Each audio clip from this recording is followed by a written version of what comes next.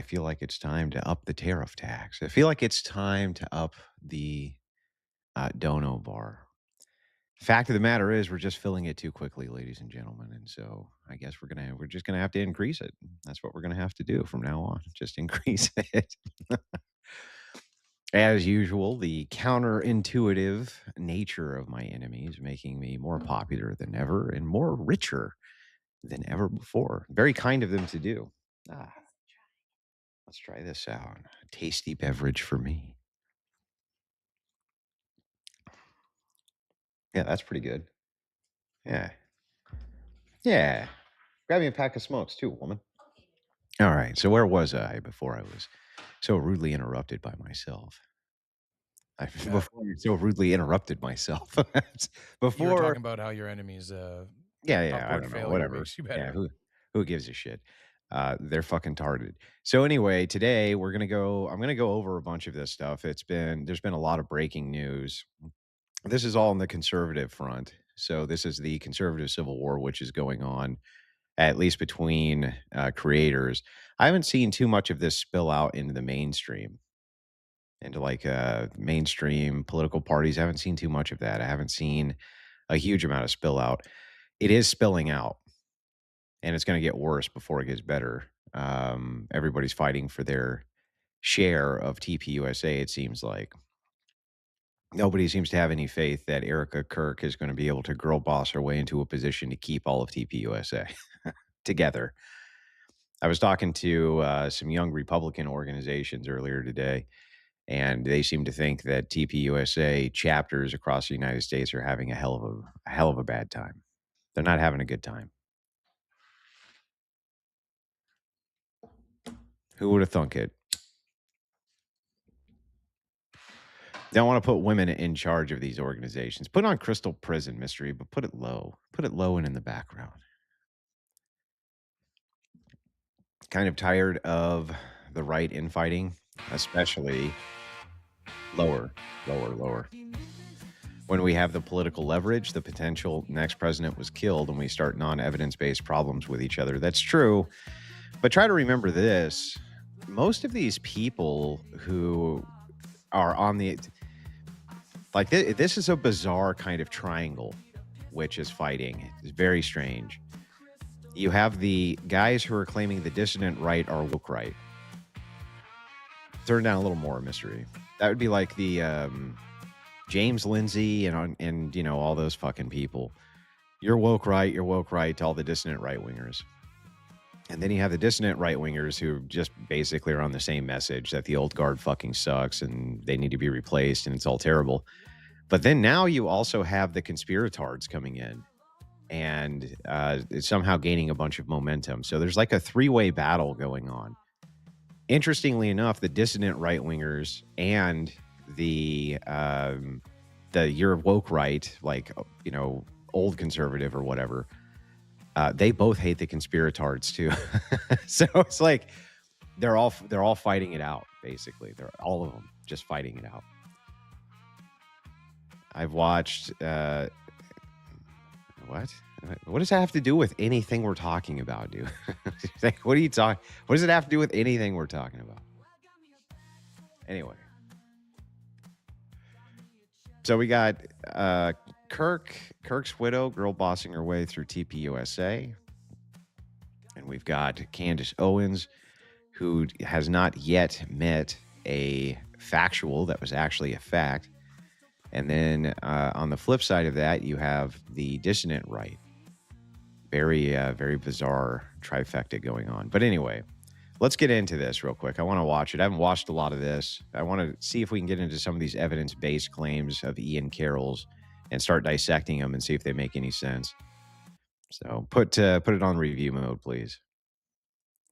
We all miss and mourn the loss of her beloved Charlie Kirk. Not all of her journey has been without, well, hate, conspiracies, and oddly, speculation about where her husband is buried. Now, for the first time, Hang on, Erika, bro. who's with I get it, man. Who fucking cares? Not you. You're banned for 24 hours. You don't have to care for the next 24 hours, bro. And then you can care again tomorrow or don't care or whatever. me now addresses all of it. from the perspective of a grieving widow, a mom, and a battle-tested American. Good to see you again today. Talk to me about this part of the conspiracies that are out there, this disturbing part that people are trying to guess where Charlie is. Can I have one thing? You know, the all white on the white couch thing, and then the white here with the red jacket. You see it here, right? You got the white pants, red jacket, white shirt, and then over here it's white, white, and everything is you know what I mean? Something about that imagery. Something about that imagery that's very off-putting to me. I can't quite put my finger on it, right? So maybe it's not a legitimate criticism, but there's something about the imagery here that I already don't like. And I didn't like this setup either. This was a bad setup. So the setup here, and you can see it here from Faulkner. She starts off with this keyword. Can She I have says, Are out there, this disturbing part that people are trying to get. she says, battle tested. Battle tested American. That's a very strange wording, isn't it? Battle tested American. What the fuck does that mean? A battle tested American. Very strange wording. That are out there, this disturbing part that people are trying to guess where Charlie is. Can I have one thing? And then it ties together right here. I see now. You see, Erika Kirk's face changes into one of stone faced anger. So my assumption here was that her like TPA or TPUSA advisors, her close advisors and friends, probably told her to go out and project strength, right? Project strength. Project that you're very strong, that you're a warrior, that you're a fighter, that you're very upset, project that imagery.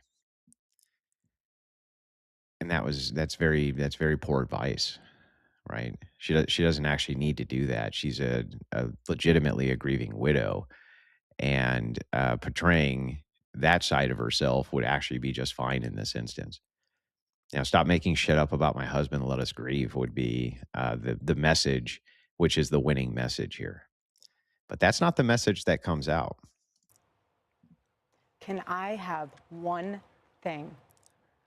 Can my children have one thing? Everything was public.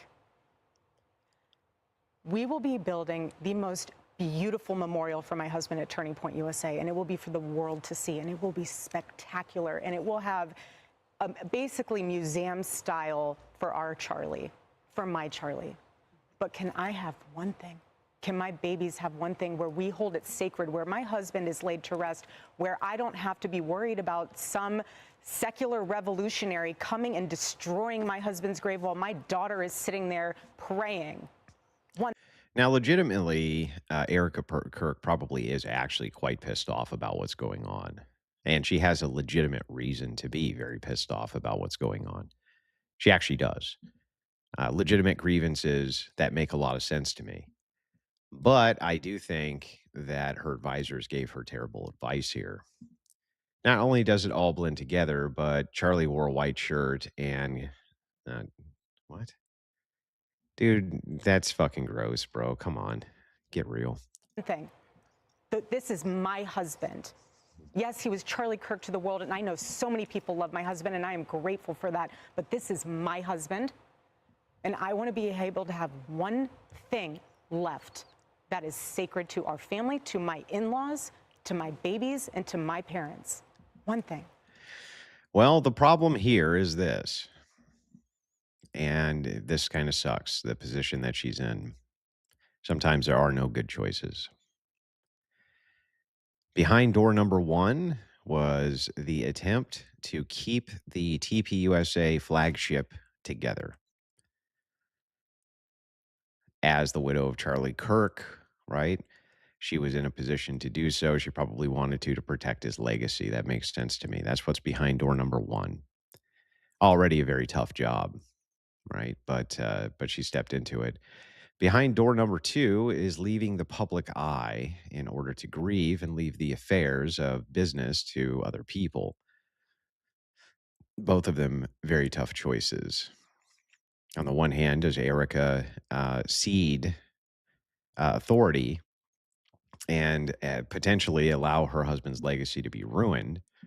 On the other hand, does she disappear from the public eye in order to grieve, thus avoiding criticism? It's a tough choice. Tough choice. Thank you for the 20. Appreciate it. Very kind of you. What are they taking from you right now? Nothing. But I will tell you what they are doing.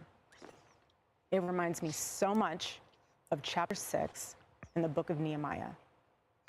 He is building a wall, and the townspeople are at the base of that hill saying, Nehemiah, calling him all these names, saying all these things, come on down.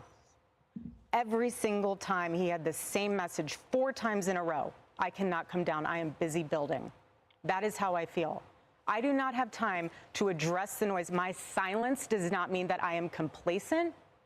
My silence does not mean that somehow Turning Point USA and all of the handpicked staff that loved my husband and my husband loved them is somehow in on it. We are busy building. And you know what I thought? I thought these people are human. We are all grieving in our own way.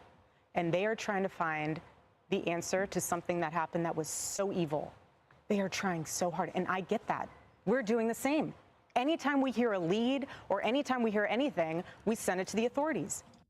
So here we get to the meat of the criticism, right? After we get through the um the the story, right? Which was not well placed, by the way. It was not a there's a way in which you can do public oration where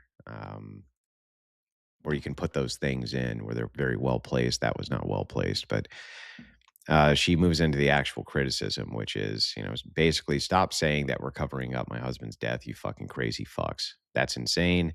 We're doing everything we can possibly do to get to the bottom of it. We understand that people are inquisitive and they want to know things. We get that, but we're doing all the things that we're supposed to be doing.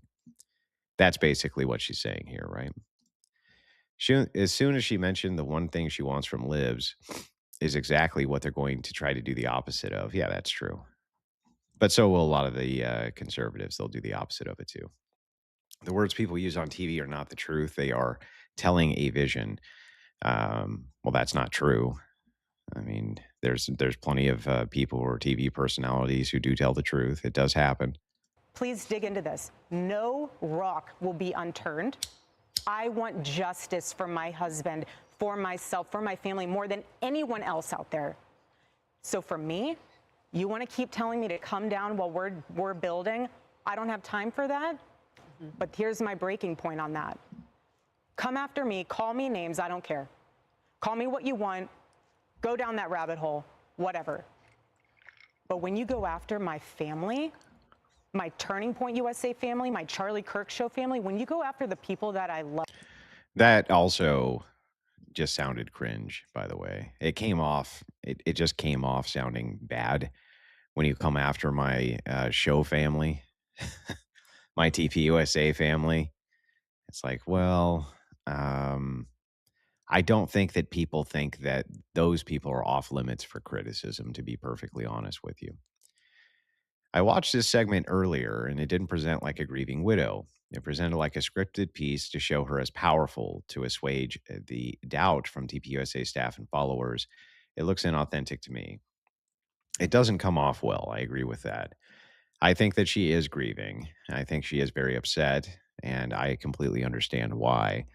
I would use that angle, though. I don't know why you need to go with the girl boss angle. It's very unappealing for people. Wait, do you mean there's not a TPUSA SWAT team kicking in doors and leading the investigation? There is not. Nope, there is not, actually. Who would have thunk it? Erica has been put in a terrible position. Trying to replace Charlie is like asking a homeless person to run the Pentagon. Some ways, it might even be more difficult than that. Maybe the homeless person running the Pentagon might be an improvement to the Pentagon. But, TPUSA as an organization was kind of ruled, we come to find out, by a fairly iron fist personality in Charlie Kirk behind the scenes. So there's that. And you're making hundreds and thousands of dollars every single episode going after the people that I love because somehow they're in on this. No. Hey, wait a second. Wait a second. Andrew just hates women so much. Just some of them, not all of them. You do realize that if you hate a woman, that's not the same as hating women. There's a distinction there. I do hate some women. Some women are fucking awful. And I know you shouldn't hate anybody, right? But I'm only human. I feel bad for Erica. I couldn't imagine being put in her position, trying to show strength and be what everybody wants you to be, but at the same time feel like you're probably falling apart. Yeah, I think it's a rough one for her, honestly. Genuinely, I think the American people want answers to his death because we're pissed. There's a lot of distrust right now because the more you prolong uncertainty, crazy conspiracies get clicks. It's true. But we may not have answers immediately. So, I have to say it. I've never seen you like this. No, this is righteous anger because this is not okay. It's not healthy. This is a mind virus. Yes, I believe in our judicial system. I do. We have a hell of a team working on this. Excuse my French. But this is not okay. So you want to put these people back in the box where they've been creeping from? I don't care what box you're in. But just know that your words are very powerful and we are human. My team are not machines and they're not robots. yeah, I did explain this earlier. People do depersonalize people who are on TV. They think of them as just images and not people. I don't think she's in a mindset to make the right tactical moves, but her strategy team fumbled the ball. Look, these guys have left a lot to be desired. That non-charismatic bald dude, reading off the response to Candace the other day was a fucking terrible response. And the thing is that Kirk can hire the best and the best strategist, and they could really turn the PR campaign around and begin the mass destruction of the people who are coming after them. They have the public sentiment to do it, but they are fumbling the ball on this. I mean, that is in fact the case. What's with the T lunatics being the henchmen for evil powers that be? I don't fucking know. No idea. Thank you for the 5 gifted memberships, by the way.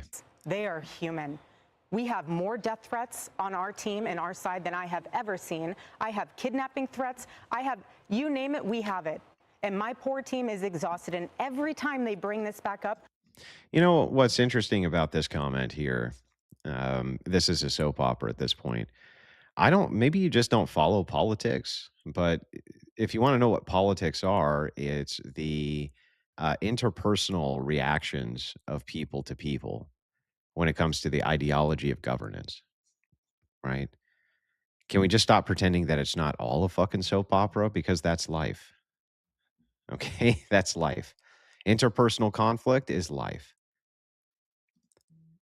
I found one of your haters in the wild. The armchair psychology pseudoscience was impressively stupid. Something about insecurity projection, that you actually hate your wife. Their rage quit was delicious. Yeah, that sounds about right. Sounds about right. I'm guessing it was a woman. It's always women who are always trying to psychologize. They always think they got you figured out. They got what makes you tick all figured out. Like, I have him figured. I know exactly what's going on in his brain. I know exactly what he's thinking. Meanwhile, in the back of my head, I'm thinking about Kingdom Come Deliverance 2 and why it is I couldn't pull off that perfect parry the other night. It legitimately pissed me off because, it was this massive battle and I had dropped 9 bandits and there was a 10th and he was like a nothing. He wasn't even armored. And for some reason, I fumbled, man, and I didn't pull off the perfect parry in survival mode, and I died, and I was so fucking mad. I was screaming at the TV. Skill issue. Yeah, you know, I mean, well, I said something along the lines of this cheating ass fucking game, bullshit ass fucking game. I can't believe the game cheated me like this. And I was yelling at it. You know, that's what was actually in the back of my head. But you know, these broads, they think that I'm secretly stewing and brewing up plots to punish my wife for What they don't not. know is really you just hate all bandits. They think they have me all figured out. They don't fucking know shit about nothing. Do you think TP bringing a Matt Walsh would save TP USA? Not you. You're too smoky man mean. I mean, I could at least help them with the fucking messaging better than what they're doing. I wouldn't, but I could. Anyone lapping up Candace's nonsense is just a new brand of simp. Let's be honest. This is a cat fight, plain and simple.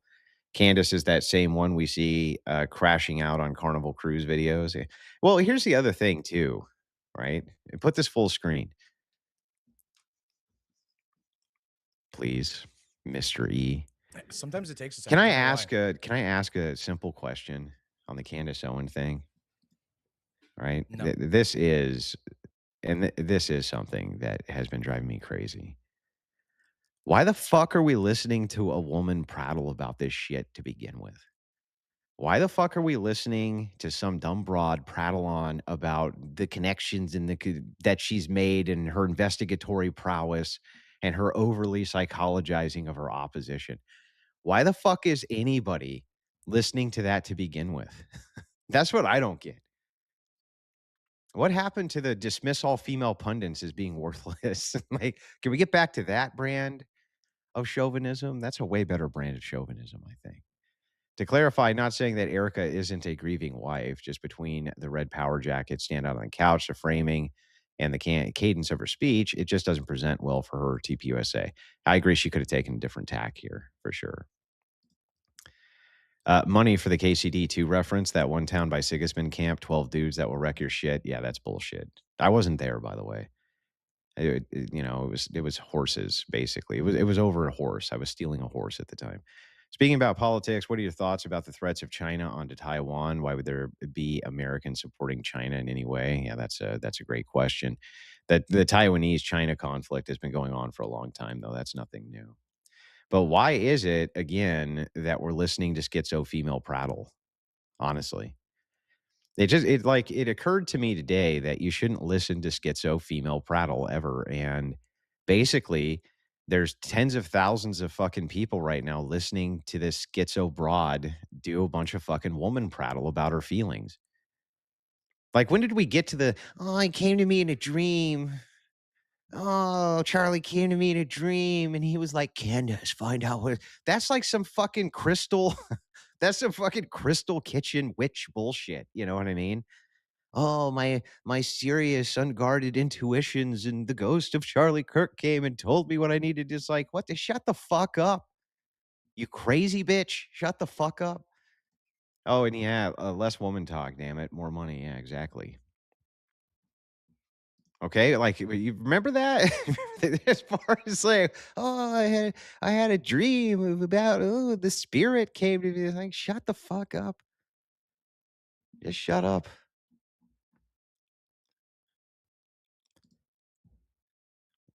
New Candace Owens video just dropped. Andrew Wilson conspires with lizard people to take over the Chipotle franchise because Israel. That sounds about right. Sounds about right. All right, go back to this. I want to finish this off so that we can get to the Candace Owens response video. There's just a bunch of fucking prattle. What are we supposed to do? Relive that trauma all over again? They watched my husband get murdered. I have no idea how I would have reacted if I was there that day. And thank the good Lord that I did not have to see that happen. But my team, they are rocked to the core. So why every... Okay, I mean, congratulations, Avarice, but let's be real. Like, the birth of your child is not important enough for me to be stopping this video right now, bro. Okay, let's be real, Avarice. Avarice is gonna fucking punch me in the face next time I see him. He's gonna be like, "Hey, man, you remember the fucking bam, just right in the nose, dude." That's what's gonna happen. Oh, as a melanated conservative, I always felt very suspicious about Candace, and let me tell you, the validation I feel right now is so good. I'd smoke a cigar to celebrate, but it's 36 degrees in Alaska. Isn't that the exact right weather to smoke in? When Erika cries, it's crocodile tears. When Erika smiles, she's callous. When she's angry, she's protecting her grift. When she's silent, she should be defending Charlie's memory. These people are tards. Thing is that I don't think that Erika Kirk was ever some great gifted orator or anything like that. I don't think, by the way, Kirk wasn't at first either. It took him a lot of practice to actually begin to get good at oration. He really did not start out very good at it at all. So, cutting her a little bit of grace, she might just not be very good at this. Right. Schopenhauer was right about women. Okay. To be fair, Andrew, Candace made good points that conservatives agree with over the past couple of years, but now she's showing her true colors. Clickbait. I listen to your wife on feminism. Thing is like, but when we get to like the dreams of shit, you know, he came to me in a dream. I hate that fucking crystallizing bullshit. I hate it so much. It's just all female sympathy, intuition bullshit. It drives me fucking crazy. It does. The dreaming witchcraft sounds like some burning at the stake stuff. Jeez. In my opinion, Candace throws out 100 claims in a way she can say she's just asking questions. Then, if even the smallest one is true, we get to see a whole new maniac side of her with "I told you so." Well, I mean, that does happen often with these types of people, doesn't it?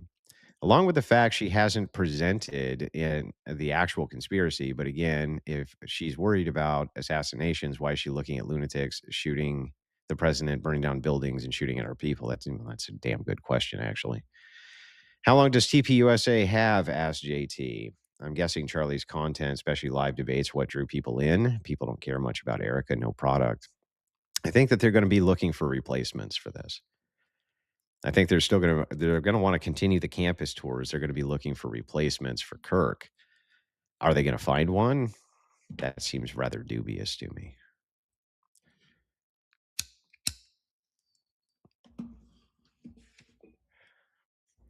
You have to have the clean cut all American look. And you have to have the overtly nice guy persona in order to fill this role.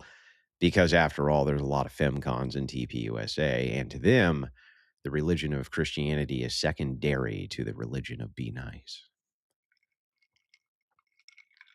Truly, the religion of be nice is the women's suffrage of the future. The religion of be nice needs to be moved into every single school and home and TV and television set and earpiece and podcast which exists. To not be nice is to be evil. And so the cult of be nice that is a paramount, like a paramount quality that TPUSA needs to continue. What do you hear mostly about Charlie Kirk? More than anything else that people liked about his persona. He's a really nice guy. Heard that a lot, didn't you? He's a really nice guy. He just comes off as a really nice guy. Well, that's very appealing to some people. And the people it's the most appealing to are sewing circle Christians and fucking women. And that's why they had the stupid ass TPUSA women's conferences and shit like this filled the brim with femcons. When did the demonic look become Hollywood's beauty standard? Greek statues still look sexy to me, but most actresses now, not Sydney Sweeney, have that sharp, unearthly world culture demon vibe. Is the demon look hot? I don't know what you're referencing by the demon look. Two things can be true at once. Oh, what? I think more in particularly, it's what's her name that did Wicked. She Oh, went yeah. like looking That shit's normal, gross. and Yeah. then after that, she just looked like a skeleton, basically.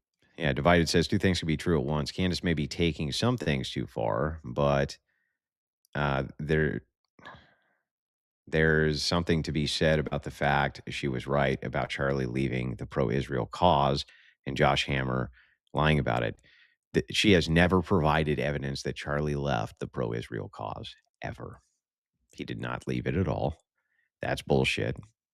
He didn't. He didn't leave it. This guy was their number one fucking cheerleader, dude. Okay. He didn't leave. He didn't leave the cause, the pro-Israel cause. He didn't do it. He literally, I've never seen compelling proof that he actually did. I've seen some proof that he got upset at donors. He got upset at some Jewish donors that he had because they were trying to come down on him about who he platformed, which pissed him off. But Kirk was he was a Christian Zionist through and through, man. That was his thing. I doubt anyone is making more money off Charlie's death than Candace. It's probably accurate. Free what? Hashtag free somebody. I mean, she's Catholic, so histrionic women comes with the faith. That's true. Wait, is the mystery of his body missing a real thing? I think she's breaking. It's very difficult to grieve, fight, and be coached simultaneously. I agree with that. Candace is a reason why you have to tell women no more often. Yeah, or just like, how about just shut up? Just like, just shut up. Unless you come at me and you have like really compelling evidence for the things to do, why don't you just shut the fuck up? Just stop talking. Stop your fucking prattle. Just be quiet. I needed to interrupt the video for this. Why are there Pop Tarts but no Mom Tarts? Because of the patriarchy. I fucking hate you, dude. I hate you, Jungle. That like I used to like you. I used to think we were close, man. We were friends, and then you made that joke, and now I fucking loathe you. I loathe you. Worst dad joke of the day. Nice to see you in chat, though. Did I miss the Ian Carroll stuff? No, no. The show just got started, bro. Lucia, one of the children of Fatima, said the last battle between God and Satan would be over family and marriage. Do you think we're seeing this? No. I think we're pretty far from that. JK says, could Candace, a Catholic, be Machiavellian enough to take down TPUSA, Christian Zio friendly organization? Perhaps. Perhaps. Single day, did they have to be dragged through the mud, analyzed, hyper-analyzed? You know, the conspiracies that are out there, all of the like. Do you think that there is more of it now because you do shine your light? I mean, did people just expect you would just go away? I don't know what they expected. I don't know what they expected. They pick on you because of your accessories. I mean, I've seen some of it. Oh, yeah. No, at this point, it's what the conspiracy collection. Get it before Christmas. Like, seriously. Wow. If you want to find and pick me apart, go right ahead. I do not care. I don't. This was happening before Charlie was murdered. Both of us have been through the ringer of people will call you whatever they want to call you. They will. But I have seen it firsthand. That's true. That's true. Average Graper, what's up, everybody? Great to see you, Andrew. Hey, how you doing, Average? Nice to see you in chat. Average Graper, he always has really good takes, this guy. Very, very cool, calm, collected dude. I always feel like one day maybe this guy's going to show up to an event, right? And be like, hey, man, let's have a beer. And I'm going to find out that he's like a foaming at the mouth psychopath. You know how those dudes who come off as cool, calm, and collected in chat, and then you meet them, and it turns out they're fucking just absolute Fruit Loops, man. Foaming at the mouth lunatics. That's what I'm afraid is gonna happen. He's gonna be like, man, it's me, Average Graper. Let's have a beer. And I sit down with him and I think, oh yeah, this is gonna be great. And he just fucking starts freaking the fuck out. I'm kidding, dude. I'm kidding. Andrew, do you have a favorite book?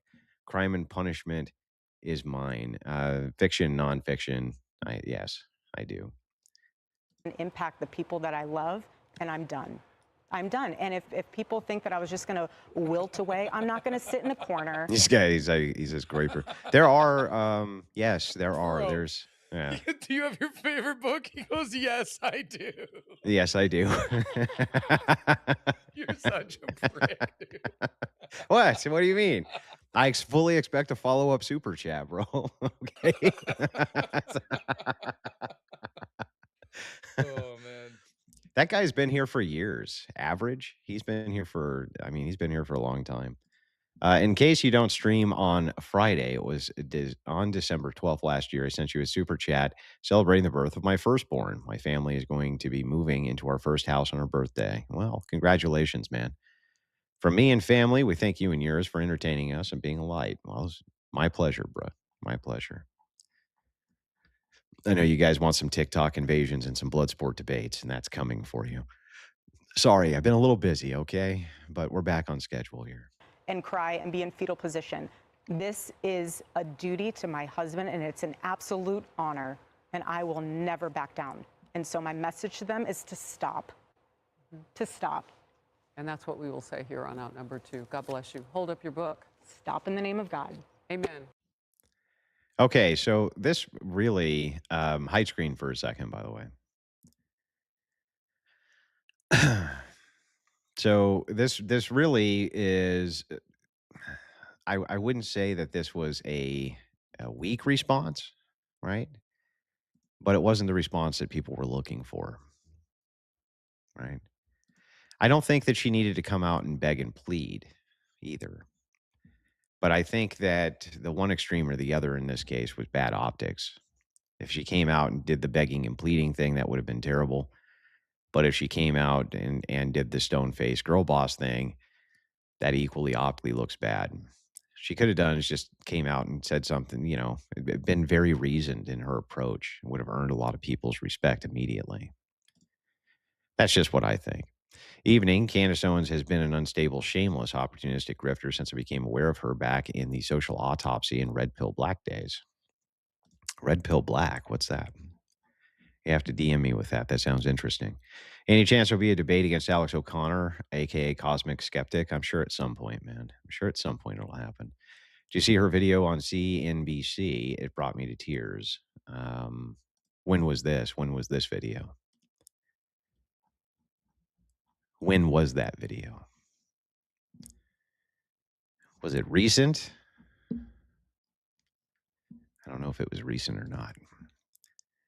Now, moving back here, the reason that I played that first is because Candace Owens responds to these things.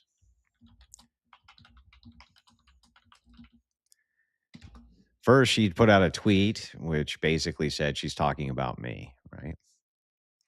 She's talking about me. That's what she said. In fact, it's right here.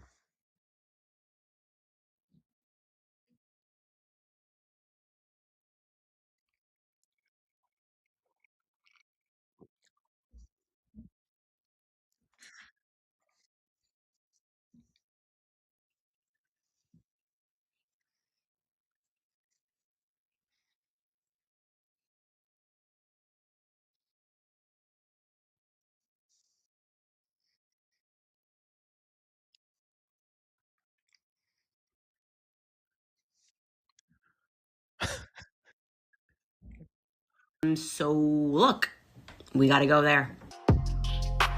Hide screen. Remember how I didn't tell you to bring the screen up? Yeah, I was like, what the fuck? Sorry, I was beefing with chat. Remember how I didn't tell you to do that, though? Yeah. Yeah, so don't do that unless I tell you to do that. All right, I got you. Yeah, thank you. So anyway, that was her response, right? And she's saying, "Hey, I'm going to put out a video," and then she puts the video out.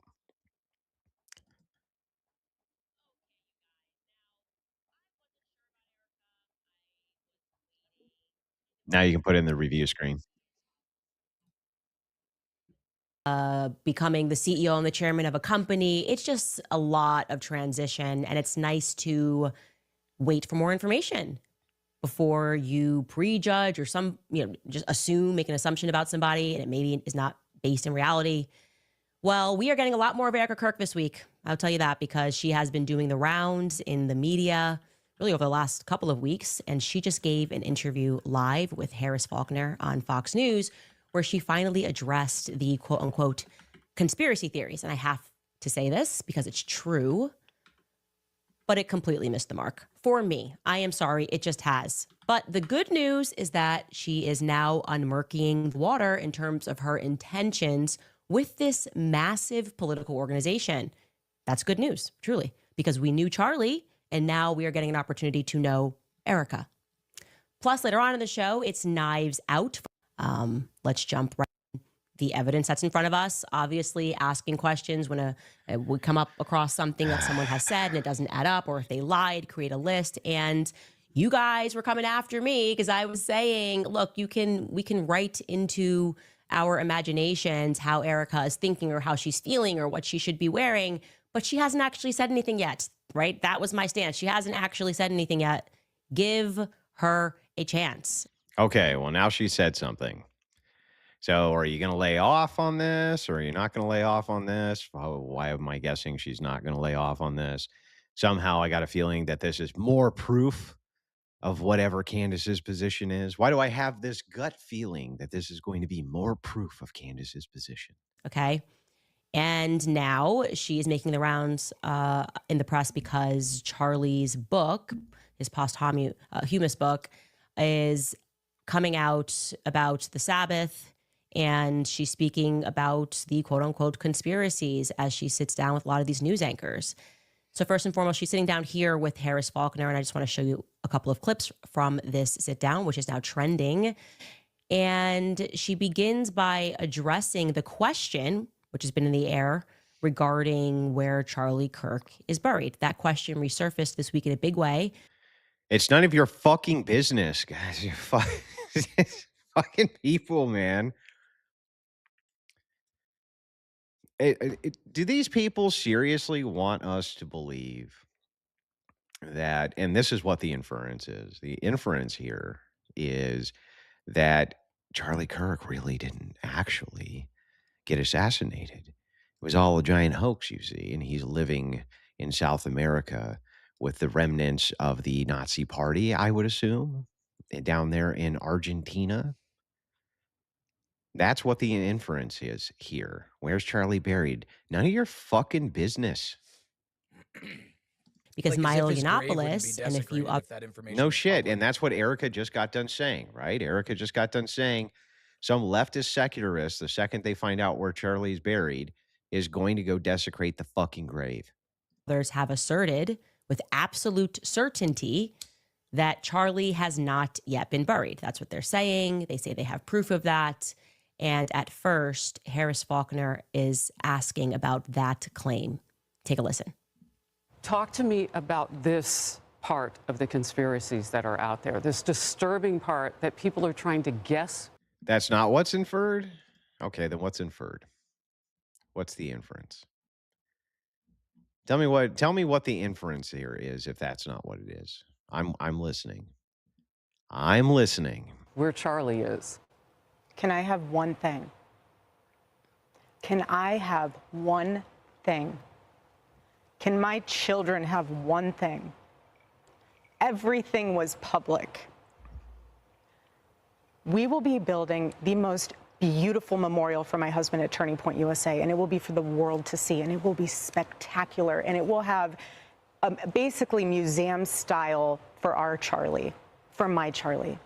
But can I have one thing?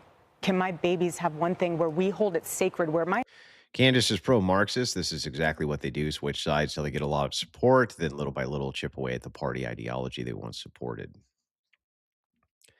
Thank you for bringing us inquirers to our small parish in Texas, Andrew. Well, I didn't do that, man. I'm a nobody from nowhere political commentator. I don't know why so many people keep going over to the Orthodox Church and saying it's because of me. I don't have a ministry. I'm just some guy. We all know when she's done recording, she's like, good show, Candace. Thanks, Candace. Who said that? Okay, that's pretty funny. You're a douche. Which fictional book, you asshole? Well, I'm glad that you asked. Which fictional book is my favorite? Will always be The Hobbit. Is my favorite fictional book of all time. husband is laid to rest, where I don't have to be worried about some secular revolutionary coming and destroying my husband's grave while my daughter is sitting there praying. One thing, this is my husband. Yes, he was Charlie Kirk to the world, and I know so many people love my husband, and I am grateful for that, but this is my husband, and I want to be able to have one thing left that is sacred to our family, to my in-laws, to my babies, and to my parents. One thing. Okay, so on its face, I actually agree with that. I think that when people are being buried and where they're being buried and how their funerals are done, that is very private matter. Okay, so objectively, why do I have a feeling a butt is coming? I agree with what she's saying. Okay, But subjectively, But because we are but there we go. But dealing with the subject of Erika Kirk and what transpired immediately following Charlie's assassination, this is going to be read as Meghan Markle syndrome, okay? Meghan Markle syndrome, where you want privacy when you want it, but you want publicity whenever you want it. And that just doesn't work, okay? It doesn't work that way. I honestly think it was said best by Bethany Frankel, not related to this situation. Bethany Frankel is on Real Housewives, a real a show, a reality show, and she was referring to one of the housewives who lived her life very publicly, showcased her marriage, was buying tons of Louis Vuitton bags, and they had tons of money. And then when their relationship soured, the housewife basically asked the public for privacy, and Bethany was like, "No, this isn't how it works. Like, we were riding with you on the way up, or riding with you on the way out." yeah, this is a bad take for a number of different reasons, but at least it's a take. This is at least a take I can understand. So Owen's criticism here is, hey, look, you can't be demanding endless amounts of privacy when you've made your entire life a public affair, right? That's what you did. You made your whole life a public affair. And so because of that now, blah, blah, blah, blah, blah, blah, blah. Okay, at least I understand the take. At least I don't have to agree with it to at least understand it.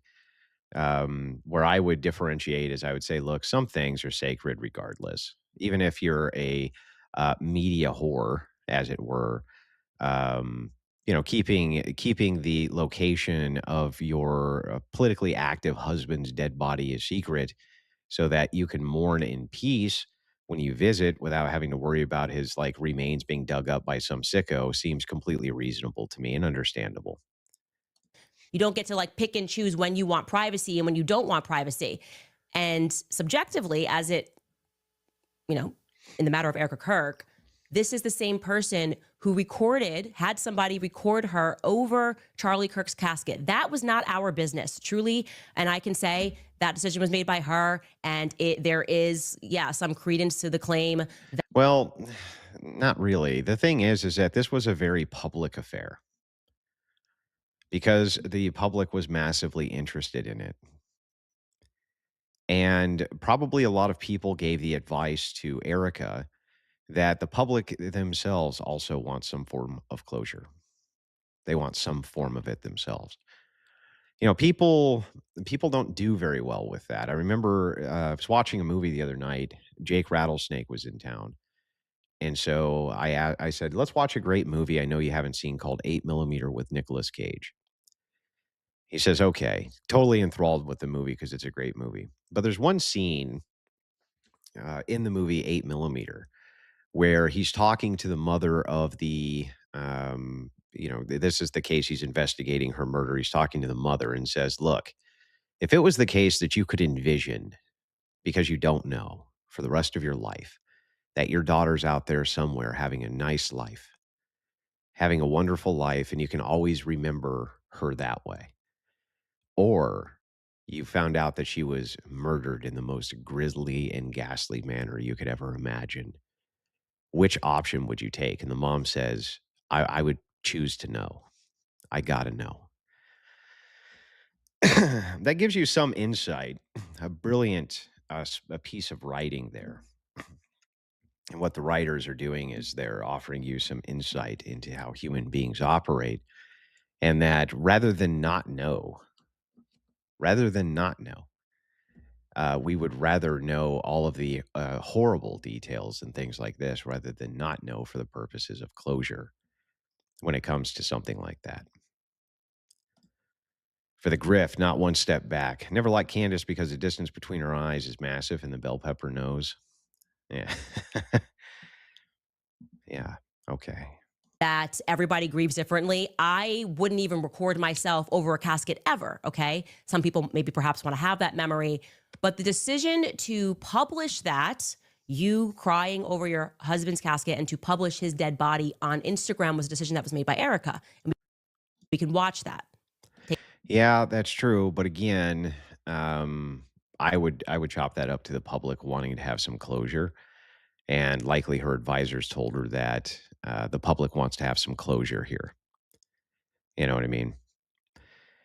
And that's what they were all demanding at the time, for those of you who forgot. I think most of Candace's followers are too dumb to understand insinuations. They think she's just asking questions, but we see that they're stupid questions. Well, there is a such a thing as asking what are called leading questions for inferences. Take a look.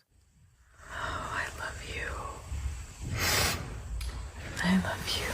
I love you. All this dogpiling on Candace feels hella scripted. But yeah, when it's a dogpile on me, it doesn't feel hella scripted, huh? But anyway, in any case, it doesn't matter. Who's scripting this, do you think, with me? Who do you think I'm in cahoots with scripting out my takes on this thing, which is trending everywhere? It's the talk of the day. It's politically active news. Who do you think is scripting this with me, sir? I want names. Name them, brother. Who are they? Who are the thems who are helping the me script the things? For the grift, brother. Appreciate it. I know. I love you. I love you. I love you. God bless you.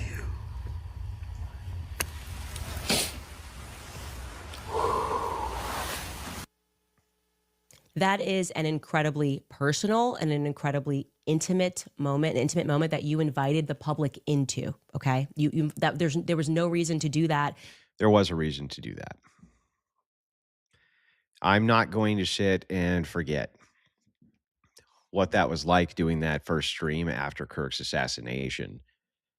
I remember talking with the chat for hours and hours and talking with Brian Atlas as well that very same night. And people were fucking devastated.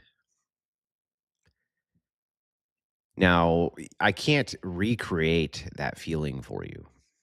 It's not possible to do. Either you were there and you remember it or you don't. Okay. But people were fucking devastated. They were enraged. They were devastated. They were crying. They were tearful. They were fucking just, the outrage was so bad that you could feel it through the screen of your own chat. The people that you would talk to in the discords and in places like this, it was one of the most emotionally charged situations I've ever seen in my life, ever. Way, way more than the outrage with the girl who was killed on the subway, uh, the Arbery case, right? All of that, way, way more. It wasn't even in the same fucking universe, man. Wasn't even in the same universe. And so the demand for there to be closure, I completely understand because I remember what people were feeling. Is it just me or does Candace look like a catfish? Okay. What's your favorite Metallica album? It's called Shut the Fuck Up. Has nothing to do with what we're talking about. It's I think that was their 6th album. Outside of wanting to share something that was very private with the public. And now you fast forward 3 months removed and it's why does the public want to know where he's buried? It doesn't work like that. You have to make a decision. Yeah, it does work like that. You can definitely keep confidential where you bury your husband. That's an absurd. This is an absurd take. Ultimately, Does it's just she really absurd. not understand that his grave would 100% be or what's the word? Fuck, I lost the word. Desecrated. Desecrated. Yeah. Like, does she not get that? Really? I think she does, but what she's saying here, her argument here is just if you're going to show intimate moments of this, then should to be able show to 'em all. understand why it is that the public wants to know A, B, C, or D. That may be so, but that doesn't mean you need to share A, B, C, or D, or that you can't have an expectation that people leave you alone about it because you can. It doesn't matter if you showed the intimate moment, the closure moment for people and filmed it. That has no bearing whatsoever on whether or not you can keep this private or should keep it private. My dad was depressed for days, never seen him like this for anyone he never met, and I introduced him to Andrew and Kirk. Yeah, it was bad, man. If you could only have one wing sauce the rest of your life, what would you pick? I would pick troll wings. She's smelling burnt toast, trying to think too hard from the 2 little rocks ding-a-linging in her head. Okay. My wife was in tears over it for weeks. I can't lie. It really shook my resolve. Yeah. I remember how people were feeling. And they're still feeling, I mean, people are still fucking outraged and enraged by this, which is why this type of content has become so popular. Candace thinks dinosaurs are fake. Just keep that shit in mind and open to flat earth. I had a dream where Candace was yapping, then slap, slap, slap, slap. That has nothing to do with anything. Let's just so this is the problem on the other side. You can't adopt the same problem that you're criticizing the other side for, dude. Let's say Candace thinks the earth is flat, dinosaurs don't exist, space is fake and gay, blah, blah, blah, all the fucking tropes. That would have no relevancy or bearing on whether or not she was making compelling arguments or giving you evidence based arguments or evidence based accusations for the things of which she's saying about the death of Charlie Kirk. It doesn't matter what her other positions are. It's irrelevant what her other positions are. The same way it's irrelevant on the other end. It wouldn't be it doesn't matter if Erika Kirk is a girl boss. It doesn't matter if TPUSA floundered the whole thing. It doesn't even matter if there's people inside the TPUSA camp who get details of and facts wrong, right? What matters is whether or not the facts of this case are in order. The facts of what they're talking about are in order or not in order. That is what we're discussing here. You don't want to levy the same exact, I mean, they'll just levy the same criticism back at you, dude. I'm still enraged, and then we had to sit here and listen to people gloat. Yeah, I know. But at least we made him pay a bit for that, huh? Charlie came to me in a dream and told me Candace is batshit crazy. Brian couldn't even talk for days after it. Yeah, I remember. She looks like she has PS2 graphics. That's messed up, bro. Messed up. I watched to see what she says. Has anyone said the crazy Candace stuff is a distraction to divide the right? A lot of people have made that accusation. Is Candace wearing a dickie on the outside? I don't know. Candace is the biggest femcon grifter. I don't know why people don't see this. Okay. This womansphere or womanosphere, crime, drama, suggestive manipulation, cliffhanging evidence, free bullshit has to end, I hope. Yeah, it's like that South Park episode of the murder porn or whatever.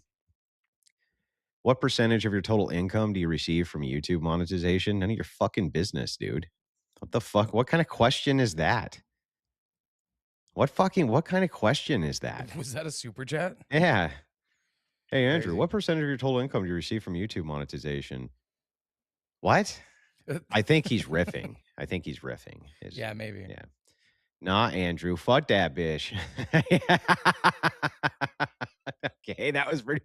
Nah, Andrew, fuck that bitch. Nah, man, fuck that bitch. I watched Candace Owens' show all the way up to a few weeks after Charlie's assassination. In my opinion, she was in love with Charlie. She has lost it and is jealous. I feel for her husband, crazy ex vibes for real. I don't know. Is it a revenge tale? Is it? I'm just asking questions. Was Charlie Kirk secretly hooking up with Candace Owens? I'm just asking questions. I'm just asking. No inferences here. I'm just asking questions, okay? Was Charlie Kirk bending this chick's fucking ankles around her ears at night? I'm just asking questions. Okay, that's it. I'm just asking questions. That's all. The only Seems fan, like you might be insinuating something there. no, that's ridiculous. I'm just asking questions. If the Oh. only fans girl gets pregnant during an online session, does that mean she has to show the birth in an online session? Yep. Yes, obviously. I do believe Erika should have taken a more private approach to the funeral and multiple other interactions with the media. Well, here's the thing. Let's think about this for a second. He says, I do believe Erika should have taken a more private approach to the funeral and other interactions with the media. Tell me this, riddle me this, Biggs. If Erika Kirk had made the entire thing private and only allowed a few select friends and people to come to the funeral, don't you think that the narrative would then just shift to why did they keep the public out? Why wouldn't they allow people to come in and see? Why? What are they hiding? right? I think that they would just change the narrative. They change the narrative to fit whatever.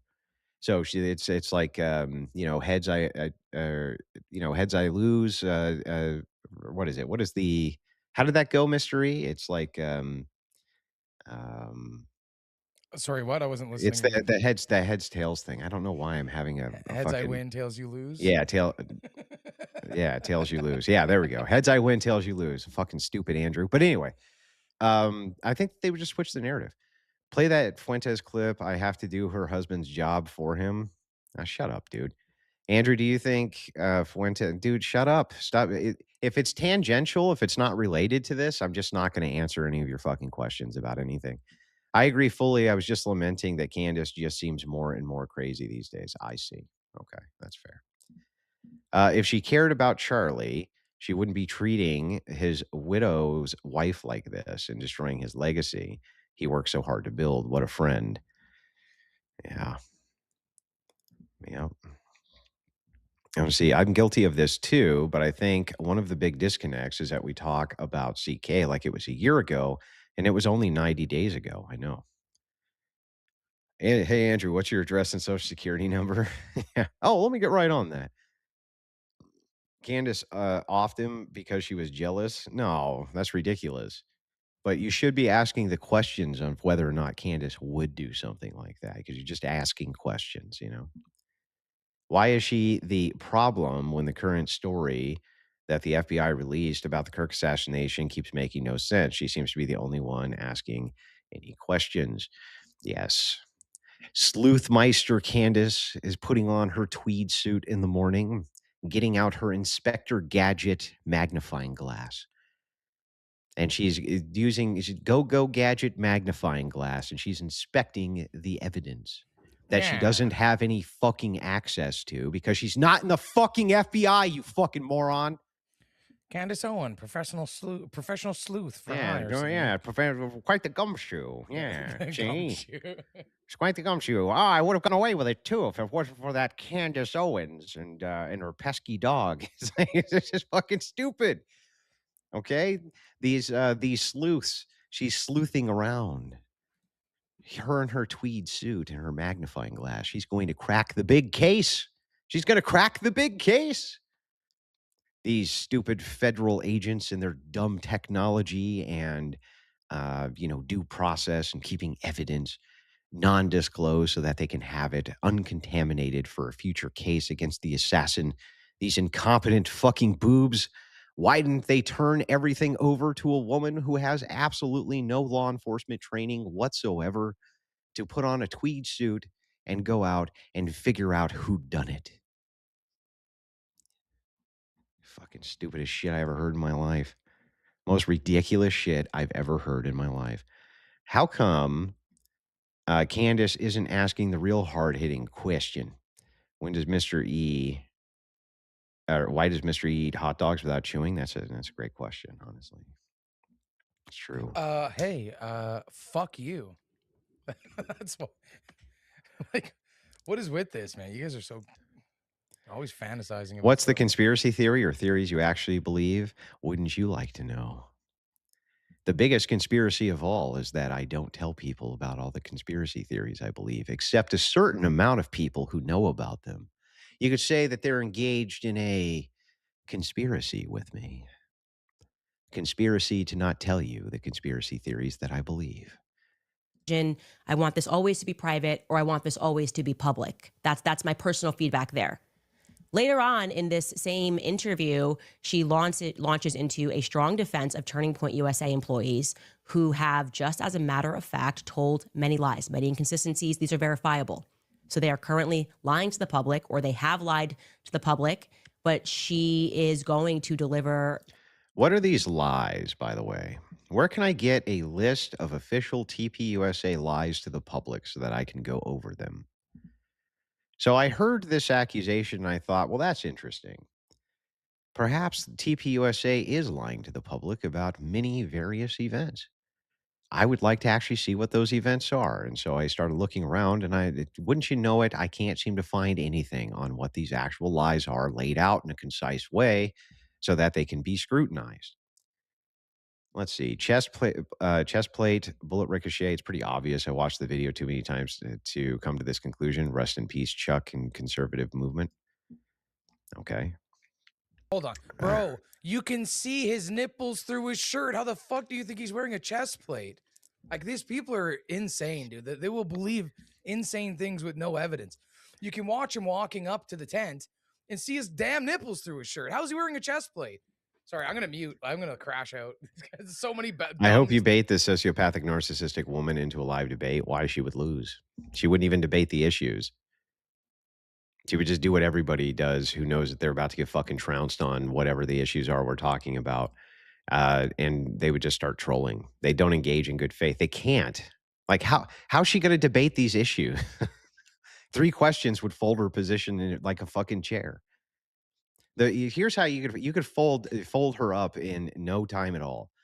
All you'd have to do is say this without giving insinuations. Just give us a clear cut what actually happened.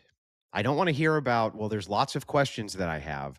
Just give us a clear cut case. What do you, Candace Owen, think actually happened here? That would fold her like a cheap chair. That would be the end of the debate. Because she would do everything except tell you that. Everything. It upsets me that Candace's choice is to question Charlie's death and not to question how to destroy leftists who enabled it. Yeah. Just asking questions, but why is Owens only post-selected DMs between a married woman and a married man? Where are all of her DMs with Charlie? It sounds weird. Yeah, what's going on here? You're just asking questions. Why did she leave TPUSA? Did Charlie break her heart and now she's mad? Just asking questions. It's like you can just do that the entire time, right?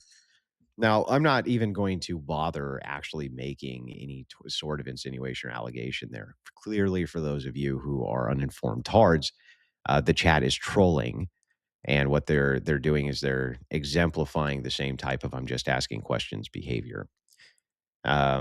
Candace Khan Holmes, what the fuck? None other than Inspector Candace. Yeah, Inspector Candace. Boop, boop, boop, boop, boop, boop, boop, boop. Go, Candace, go. Do, do, do, do, do, do, do, do, do, do, do. Why is no one considering the Somali pirates of Minnesota did it? Yeah, that's a good question. It's a good question. You know, it's possible that Charlie Kirk had a Save the Cats Foundation. It's possible he had a Save the Cats Foundation, and the Somalian pirates in that localized area found out about it. And because they did not want to see their food source get captured forever, they hatched this diabolical assassination plot. Did you catch her response to Tim Pool? She did the thing. A real man never speak to a woman this way. Yeah, I knew she wasn't to be trusted. They always do that, bro. They always do that. What's that? Oh, AI alchemist. How you doing anyway, man? Hide the actual conspiracy by trickling the ridiculous conspiracies into the mix to make anyone who believes any conspiracy occurred look retarded. Rinse and repeat.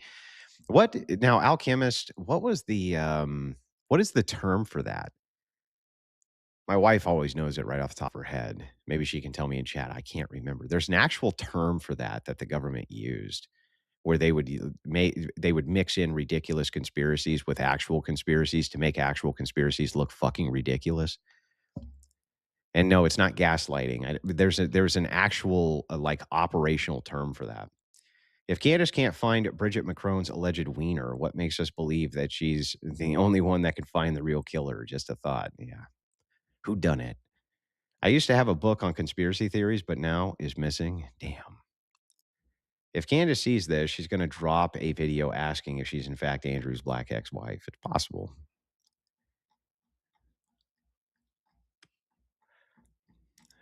Oh, it's called protective conspiracy framing. Protective conspiracy frame. No, there's another term. That's not the one I'm looking for. Oh, okay. I think that there's a conspiracy to hide that term. It's elementary. My dear Wilson. And it is stupid. Fair. Nope, it's not PSYOP. There's an actual operational term for it. No, it's not PSYOP. That's not the word I'm looking for. Quite an impassioned defense regarding these particular individuals and the organization as a whole. And I want you to hear her passion. Take a listen. What are they taking from you right now? Nothing. But I will tell you what they are doing. It reminds me so much of chapter 6 in the book of Nehemiah. What they're taking away from her right now is peace, more than anything. Taking away her peace. So hard. And I get that. People that I love. That's the homie, and that's what you. I'm sorry, but that whole thing right there is frustrating, and I'm going to explain to you why. I just do not accept any of that. First and foremost, the idea that she does not have time. Okay, she definitely has time, okay? She's done Hannity, she's done The Five, she's done Fox and Friends, she's done Outnumbered, she's done Megyn Kelly Live, she sat down with the New York Times, she made time. Because those are addressing legitimate and real issues that affect a political apparatus like TPUSA. Sitting down to address any fucking stupid potential allegations that you fucking lunatics have about what happened in Kirk's death, absent any fucking evidence, is a complete and total waste of time. Yes. Yes, a total fucking waste of time. Not going to sit down and assuage every new fucking allegation you people throw at her, stupid fuck. You're thinking of Operation. Oh my God, bro. What are you doing, man? What are you doing? Time, by the way, in case you don't remember, to fly to DC for Sergio Gore to be sworn into the ambassador to India, as the ambassador to India, which feels kind of obscure and not necessarily related to Turning Point USA affairs, building affairs, or whatever it is. But sure, that's fine. I mean, obviously, you're also allowed to be a person if that's the homie and that's what you want to do, sure. But we are indeed speaking about a coast-to-coast flight to stand up next to somebody and basically say, Charlie loved you. That was like the, whatever, 15-second. You should debate Ian Carroll on this. I already said that I would. I've already said that I very publicly that I would debate Ian Carroll on this shit. But let's be real, that's never going to happen. No, these guys don't actually want these positions put under scrutiny of a competent and skilled orator and debater. That is not what they're after at all. Not even a little bit. Speech that she gave, right? Here's actually, we have a clip of that speech that she gave. Well, he was also very good friends with a guy named Charlie. We just knew him. That's it. You win, dude. Give this guy a fucking hat, mystery. Flooding the zone. That's what I'm looking for. Flooding the zone. That's the term, flooding the zone? Yeah, flooding the zone. Yep. That sounds like a weird sexual act. Anyway. Shut up, mystery. God. A conspiracy of a conspiracy. Man, I'm just trying to flood the zone. You know what I'm saying? Yeah, a conspiracy of a conspiracy about a conspiracy. The problem with this is if the truth smacks them in the face, they'll never believe it. Candace and her followers in a nutshell. Now, when me and my brother were kids, we'd constantly quote Dr. Claw, but we put the twist on it. I'll get you, Inspector. Yeah, I mean, obviously the F slur and gadget, like they go hand in hand. So I'll get you next time. You know, gadget. Yeah. I'll get you next time, gadget. we know what everybody really was always saying, right? It's Charlie and his wife, who we love so much, is here with us. And maybe, you know how close they were together. Maybe, Erika, you could say a couple of words, please. I'm honored to, sir. Charlie loved you. It's hard not to get emotional because I know that he would have been the first phone call when he found out that you were going to be taking this position. And the way that I was able to witness the two of you work together for years and to champion and support the... Do you think Charlie's death broke her brain and this is how she copes? No. Much more simple motivation for this. There's a lot of notoriety that's come with the I'm just asking questions thing here. I'd like to thank you, Andrew, for being the catalyst that led me to Christ and the Orthodox Church. Bless you and your family. I don't know what I had to do with it. I don't do any ministry work, man. I'm just a lowly online entertainer. President was absolutely humbling to witness, and I am so proud Flooding of the you. zone, yeah. And Charlie is going to be with you every single day in spirit, and I will be praying for you every day because I know that this is just the beginning of an incredible opportunity for you. And sir, thank you for allowing Sergio to have this beautiful Thank you. moment. Thank you very much. Thank you, Tara. That's just an ambassador to India swearing in ceremony. Again, if that's your friend and you want to be there, that makes sense. She's also a person, and she can decide what she wants to do there. But the point that I am making is that's a coastal flight that she made to be there to watch a paper get signed. She has also made She's in charge of a massive political organization outreach program, a politically organized outreach program to college age students in order to move them over to one political party. And it happens to be the largest one in existence. So yeah, she's going to be yeah, at these events with politicians every chance she gets, as that's part of the mission statement of TPUSA. This is not fucking hard to figure out. The distinction between going to the Oval Office with Donald J. Trump, the President of the United States, and discussing things with him, and sitting down to go over whacked hard fucking conspiracy bullshit from you. time for an upcoming CBS News town hall sit down with Barry Weiss, which was filmed today. So Erika Kirk has time. She has time. It is just what she means to say, not her priority, which is you are allowed to prioritize things in your own life. Hey, thanks for the raid over, Lucas. Appreciate it. But this is not a matter of time constraint. It is not her priority to respond to the majority, actually. The majority of people think of this as BS. The majority of people think Turning Point is acting suspicious. And she does not feel that it is what she wants to do as a matter of priority, responding. Okay, that's fine. Now, to that point that people are making hundreds and thousands of dollars, I just don't get how there's not someone on this very large PR team, as we're seeing these PR campaigns go out, that doesn't go, hey, maybe we should strike that. They made $40 million like 2 nights ago at Mar-a-Lago. Maybe that feels kind of a little bit like let them eat cake-ish. Oh, and we've made more than, separately from Mar-a-Lago, Turning Point USA, since Charlie was killed, just so you guys know, this is a fact, has made more than $100 million. That is separate from the Notice here, this is classic obfuscation.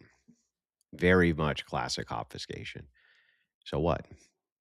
So what if they have? So what if they've made a trillion, zillion, gajillion dollars, right? What would that have to do with the accusation that you're making, that Candace is making tons and tons of cash off of the coverage of, well, not just the coverage, but the unveiling of this lucrative kind of whodunit murder porn industry that she has now gone into, right? What does that have to do with anything? Who cares how much money? Again, classic obfuscation. I just looked this up, and for the second quarter of 2024, so like the year before Kirk was assassinated, they made $114 million. So making $114 million or $100 million in a quarter is like regular business for TPUSA. This is average earnings. I was curious because I heard that earlier today. Wait, I was like, repeat that. How much did they make? So for the second quarter of 2024, first quarter isn't available. Yeah. But for the second quarter of 2024, like a year before Kirk was assassinated, they made $114.6 million. So making $100 million a quarter for TPUSA is business as usual. So what she's saying here in a few words or extra words is that, well, TPUSA was doing business as usual. They made the exact same amount of money that they usually did in a quarter. Well, maybe, but let's just say they didn't. Let's just say they made a lot more money than that. Well, but What does that have to do, though, with the allegation? I mean, true, I'll give you that, but they didn't. They just made the same amount of money they usually made. You know, that's the compared to problem, is last how year. much people get distracted by obfuscations and red herrings. Why does Candace look like somebody held a candle up to her face for two? Dude, why? Just What? contend with what she's saying, dude. Yeah, dude. I hope one of my friends goes batshit crazy if I pass like she is doing. I need a podcast titled "I Understand He Was Chunky, but did anyone consider the salt was kosher?" Oh God. Okay, that was pretty funny. Need an AI video of Erica using Andrew's words from the response video a few days back about not responding to stupid people. Now, superstition is the idiot defense. They put dog meat in McDonald's. Not true, but it keeps the dumb people from eating slop. So there's a silver lining to it. She's getting people to distrust The government. So you're saying that the ends justify the means? Is that the case? The ends justify the means? Am I reading into that too much? Am I reading that wrong? Geez, this broad is lost. What kind of fucking friend is she? W. Andrew W. Ryan Atlas. No. So because you don't have evidence, your solution is to do nothing and move on. I'm sorry. Wait. How did we get to that?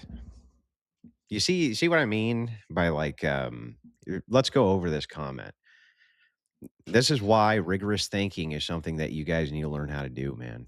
Learn how to do rigorous thinking. Because you don't have evidence, your solution is to do nothing and move on. Do you see how we came to a false conclusion? Premise is true, you don't have evidence, right? But the conclusion that this somehow means the solution is to do nothing and move on. Well, no, there can be 100 different solutions, right? Including perhaps waiting for evidence before you act, being able to thoroughly investigate the thing that you're doing before you say anything on it, making sure that the facts of the matter are in order before you open your big fucking mouth about something and then have to double down on it. There's a million other things that you can go about this than, well, you just got to do something. It's like, no, you don't always just got to do something. You can take very measured and practiced attacks to these things and very measured and practiced methodologies to these things in order to get your message out there. Then shame people won't showed up because they hurt feelings. I don't give a shit about, well, what claims? I'll tell you what, justice for JC. You say, why don't you debunk her claims? Right now, I'm debunking her claims. Right this fucking second. I just pointed to you that right now she's fallaciously obfuscating from a question which was asked of her, right? But any of the claims I come into contact with or the ones that you bring up, I am happy to dive into, and we'll see if they're true or false. I'm happy to do that. What do you think about Candace landlord dispute in 2016? Yeah, I've heard about that. But I'm not going to comment on it because I don't have enough information. It's also very possible that a bunch of people ended up buying TPUSA merch to support the organization. And also, people made huge donations too. Yeah, that's true. Which, in the wake of somebody dying, is very commonplace. Yeah, but even still, when she made this video, it was like just over 3 months after Kirk was assassinated, right? $40 million they made at Mar-a-Lago the other night. So since Charlie has died, that organization has taken in $140 million. But gosh darn you people. Is a quarter set in this term in 90 days? Is that how their quarters are set up? Yeah, 3 months, quarter of a year. Well, I mean, I don't know. Sometimes quarters for corporations can be weird. Well, your financial year end, you can set it whenever you want. But when you're referring to a quarter, it's yeah. But I mean, so what if financial they made year. $140 million? That does actually sound like what Mr. E is saying is correct. That's not all that uncommon for that organization. I've documented proof that Bridget McCrone killed Charlie Kirk with her wiener. Well, the evidence is overwhelming, sir. That are making hundreds of dollars every day on YouTube talking about Charlie Kirk's assassination and the BS narrative that is being fed and the very obvious psychological operation that is being employed to make you accept the BS that they are trying to sell to us. Gosh darn you. Did you make $1,000 today? Speaking about Charlie Kirk, well, you should be ashamed of yourself, says Turning Point USA. No, I'm going to make thousands of dollars a day talking about your insane takes. That's what I'm going to do. Who, in large part, made that money because of those very people who gave to the organization immediately following Charlie Kirk's assassination. And the thing that is especially absurd about that is trying to almost like, I want to be clear that Turning Point USA is my family. The Charlie Kirk show is my family. You know, like she's just expanding the wings of people that we're not allowed to critique because they're in the family. If you call them fam, you can't critique them, right? That's a fair criticism. So I'll give Candace this one. That is a fair criticism. Just extending that, like, this is my show family is not going to stop ridicule from them. They're public figures. So she is right about that. Andrew isn't a grifter, but pretends to be one to ask for money, thus making him a grifter. He is only not a grifter upon realizing that he is one. I see. Oh, I'm sorry. We actually are showing a clip of Rob McCoy defending a pedophile or trying to like launder the reputation of. Somebody in chat said Tim Pool is way smarter than Wilson. Possibly he is. But he still got his ass kicked when he debated with me. So just saying, you know. So look, we're being smart. Fucking gotcha. Afraid to lose my job speaking out on this shit. You guys are the goats. I have to provide. This shit is wild. I've started with volunteering. Orthodox churches don't exist here, so I will study on my own. Look for the book. They exist somewhere. Somewhere around you, they exist. Thoughts on Piers having his own hotel chair? Yeah, I'm not, dude. Stop trying to drag me into that shit. I know everyone thinks I'm tarded and drunk, but I'm trying to just get on the same page and understand why or how the F slur will get you demonetized and what financial impact it would have on you. That's why. Yeah, just It's let us worry about that yeah, stuff. well, yeah, it's under control, sir. Candace's face when she finds out she was behind Kirk's murder. Yeah, who done it? Just like her in the mirror. That's fam. That's the CK show fam. Oh, I'm sorry. We are actually pointing to the fact that we know for certain that this person or organization is sexual deviant. That's fam. That is my, don't you get me upset. Yeah, that's a legitimate criticism. I agree with that. I know that this is a now $150 million in the last 3-month organization, and we employ tons of people, but you can't critique the fam. And I hate to say this, but I'm going to be very clear here. This is why there are many people who do not believe that women are equipped to lead companies, because what you are watching here. Doesn't Candace Owens lead a company? just saying. Doesn't she lead a company? Is an unbelievably emotional response that is absent of any logic, okay? If you really care about your team, answer the questions, okay?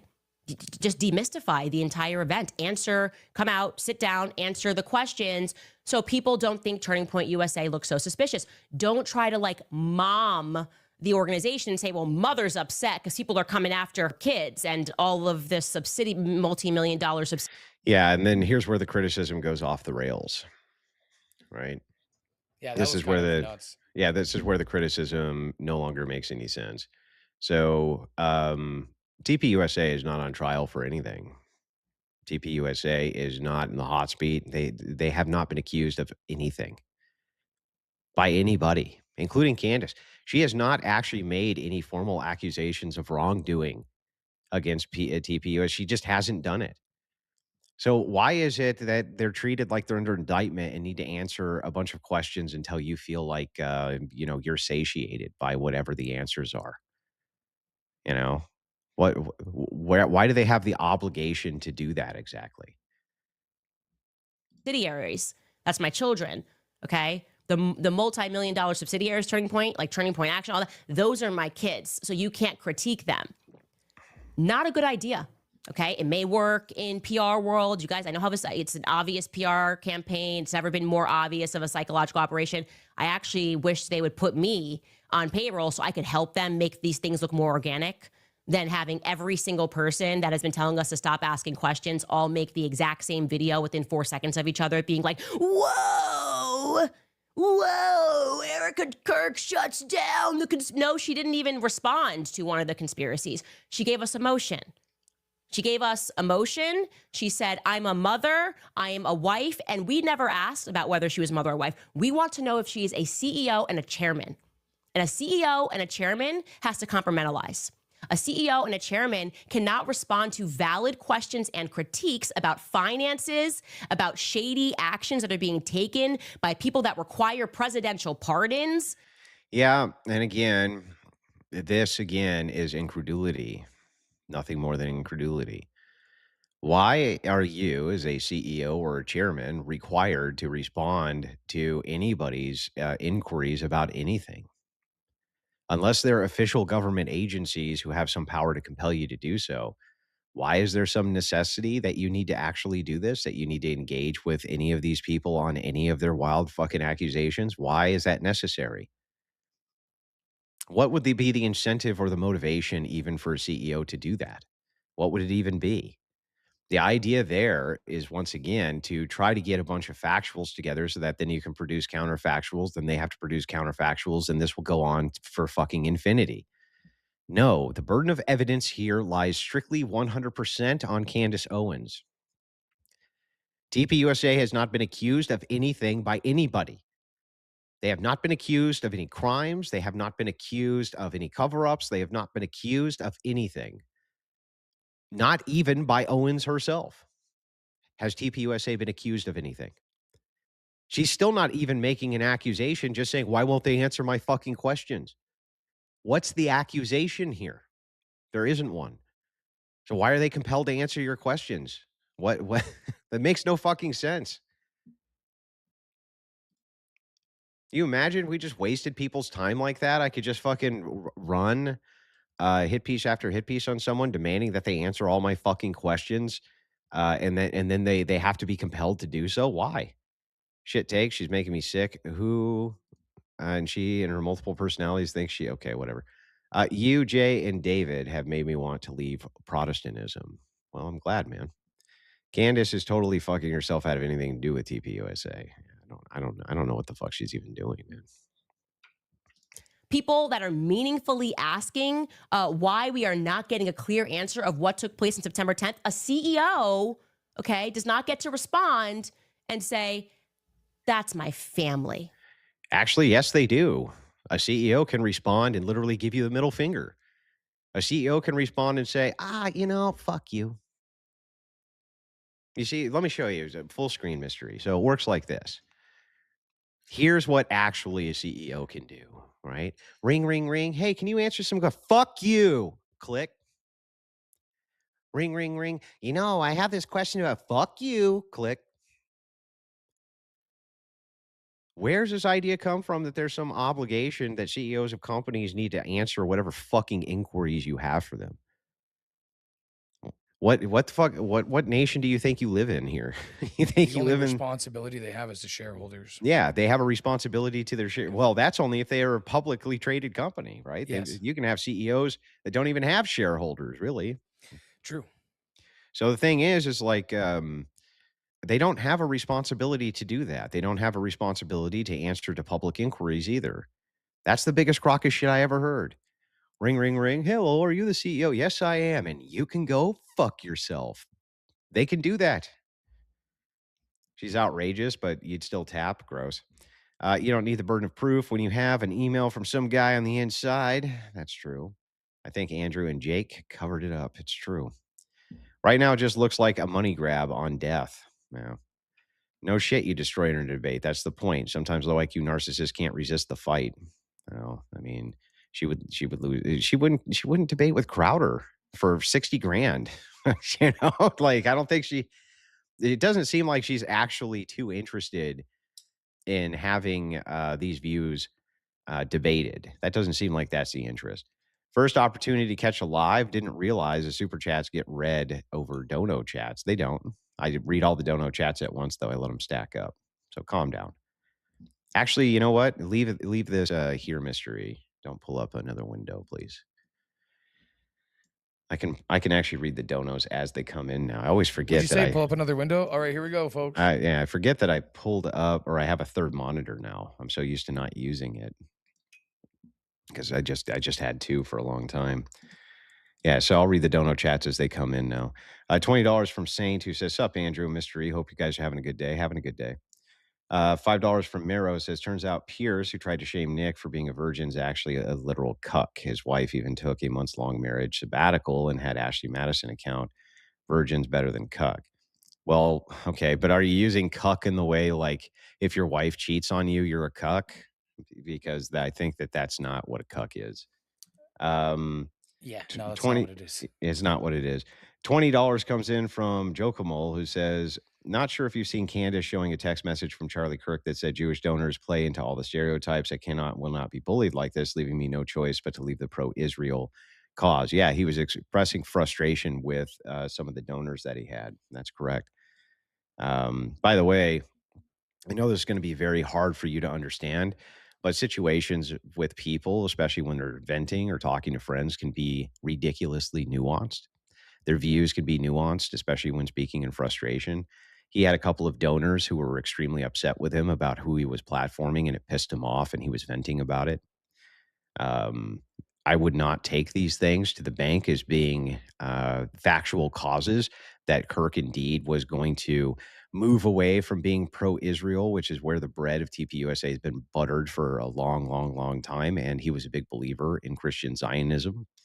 So I guess you can take the one text and you can ascribe that to him instead of the entirety of the body of his lifetime of work. If you want to, you can do that. But do you see why I have grounds to be skeptical about that? Putting a single text message up against the entirety of the body of Charlie Kirk's work? Yeah, nah, bro. Context. Who needs it? Right? The entire body of work by this guy. But my one text message, Andrew. But I have a text message, which we have the context of, because he was frustrated about he had donors who were threatening to not give him donations based on his platforming decisions. Bro, can you imagine what would happen if people got a hold of just one of our text message exchanges? Oh, yeah. Yeah, where there's frustration, you're talking shit. Yeah. Yeah. $25 from Miss Rachel says, I hate what Erica's going through. As a widow myself, I know her pain. Yeah, that sucks. $10 comes in from Belgabad. Not ministry. Personally, your clean demonstration of superior ethics and logic intertwined with orthodoxy is what brought me in. Good. $10 from Kyle. Her idiotic insinuation here is no different than all the commie twats that think money's being made more than them is magically evil because they said so. Yeah, I agree. Back to the React screen, please. All right. That's all the donos. Okay. That's the energy of what I would expect from a mother speaking to a teacher, which I was this mom. Like, that's my kid. Okay. And I'm not going to be conned by context. It's in the word. Do you think I'm an idiot? Yeah. Con is right in the word. What was I thinking? I'll shut this down right now. That's my child. This is not a child. Turning Point USA is an organization. Yeah, I get it. You're asking that very question. Like, why do women want to be? Like, why would you want to have? It's actually a lot of work and it's very stressful and it's a lot of numbers and you're crunching numbers. Because she wants to protect the legacy of her husband, most likely. And you have to be everywhere. Okay. If you want that, great. If you built the company and you're in the room like Charlie Kirk did, and you have proven to the public, like, hey, I built this company. I didn't even go to college and I've been doing this for over a decade as Charlie Kirk did. You've earned that street cred. Okay. So she already had a hill to climb because now they're saying, well, this is his wife. And so, that's it. Well, now you're going to have to prove that you have the ability to be a CEO and a chairman and not just a wife who we expect emotion from. And you're rightful in that capacity. You are rightful to have emotion. You are rightful to be the aggrieved widow, but you don't get to just be widowed into the position of chairman and CEO. You don't get to respond to, well, in this case, investors, donors who have given money and are asking meaningful questions. Yes, you do. And by the way, that's what a CEO does. CEOs often ignore inquiries from people and from nonsense they don't care about. I have no idea. Where is this crazy ass idea coming from that CEOs have some obligation to answer the inquiries of every fucking random dickhead who asks them a question? I have no idea where this comes from. This is a completely fucking insane take. With no, you don't get replies right now because this is the Charlie Kirk show, fam. Doesn't work this way, okay? And the broader point removed from Erika, which a lot of these mockingbird influencers seem to be making, is essentially they're saying to us that— Which ones? Which ones are mockingbird influencers? You see the inference there? Now, don't fucking lie to me, you tards out there who are watching this, who are like, she doesn't make inferences. It's not true. She just said mockingbird influencers. Who? Who are these people? Who are they? Dan What are Crenshaw. their fucking names?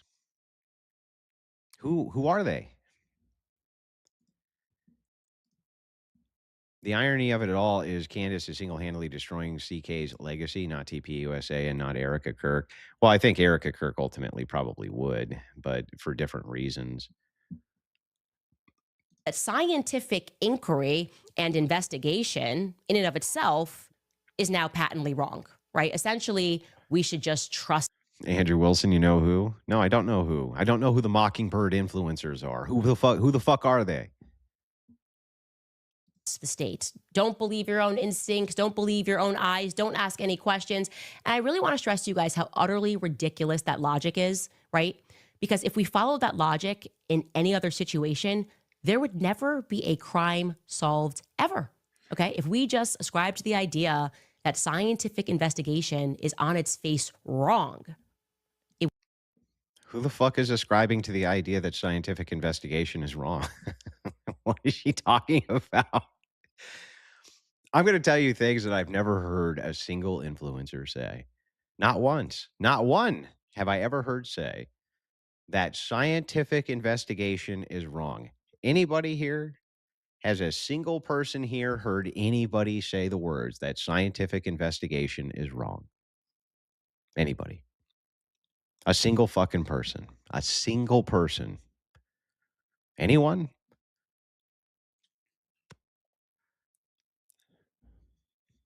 Single person? Yeah, no, I didn't fucking think so.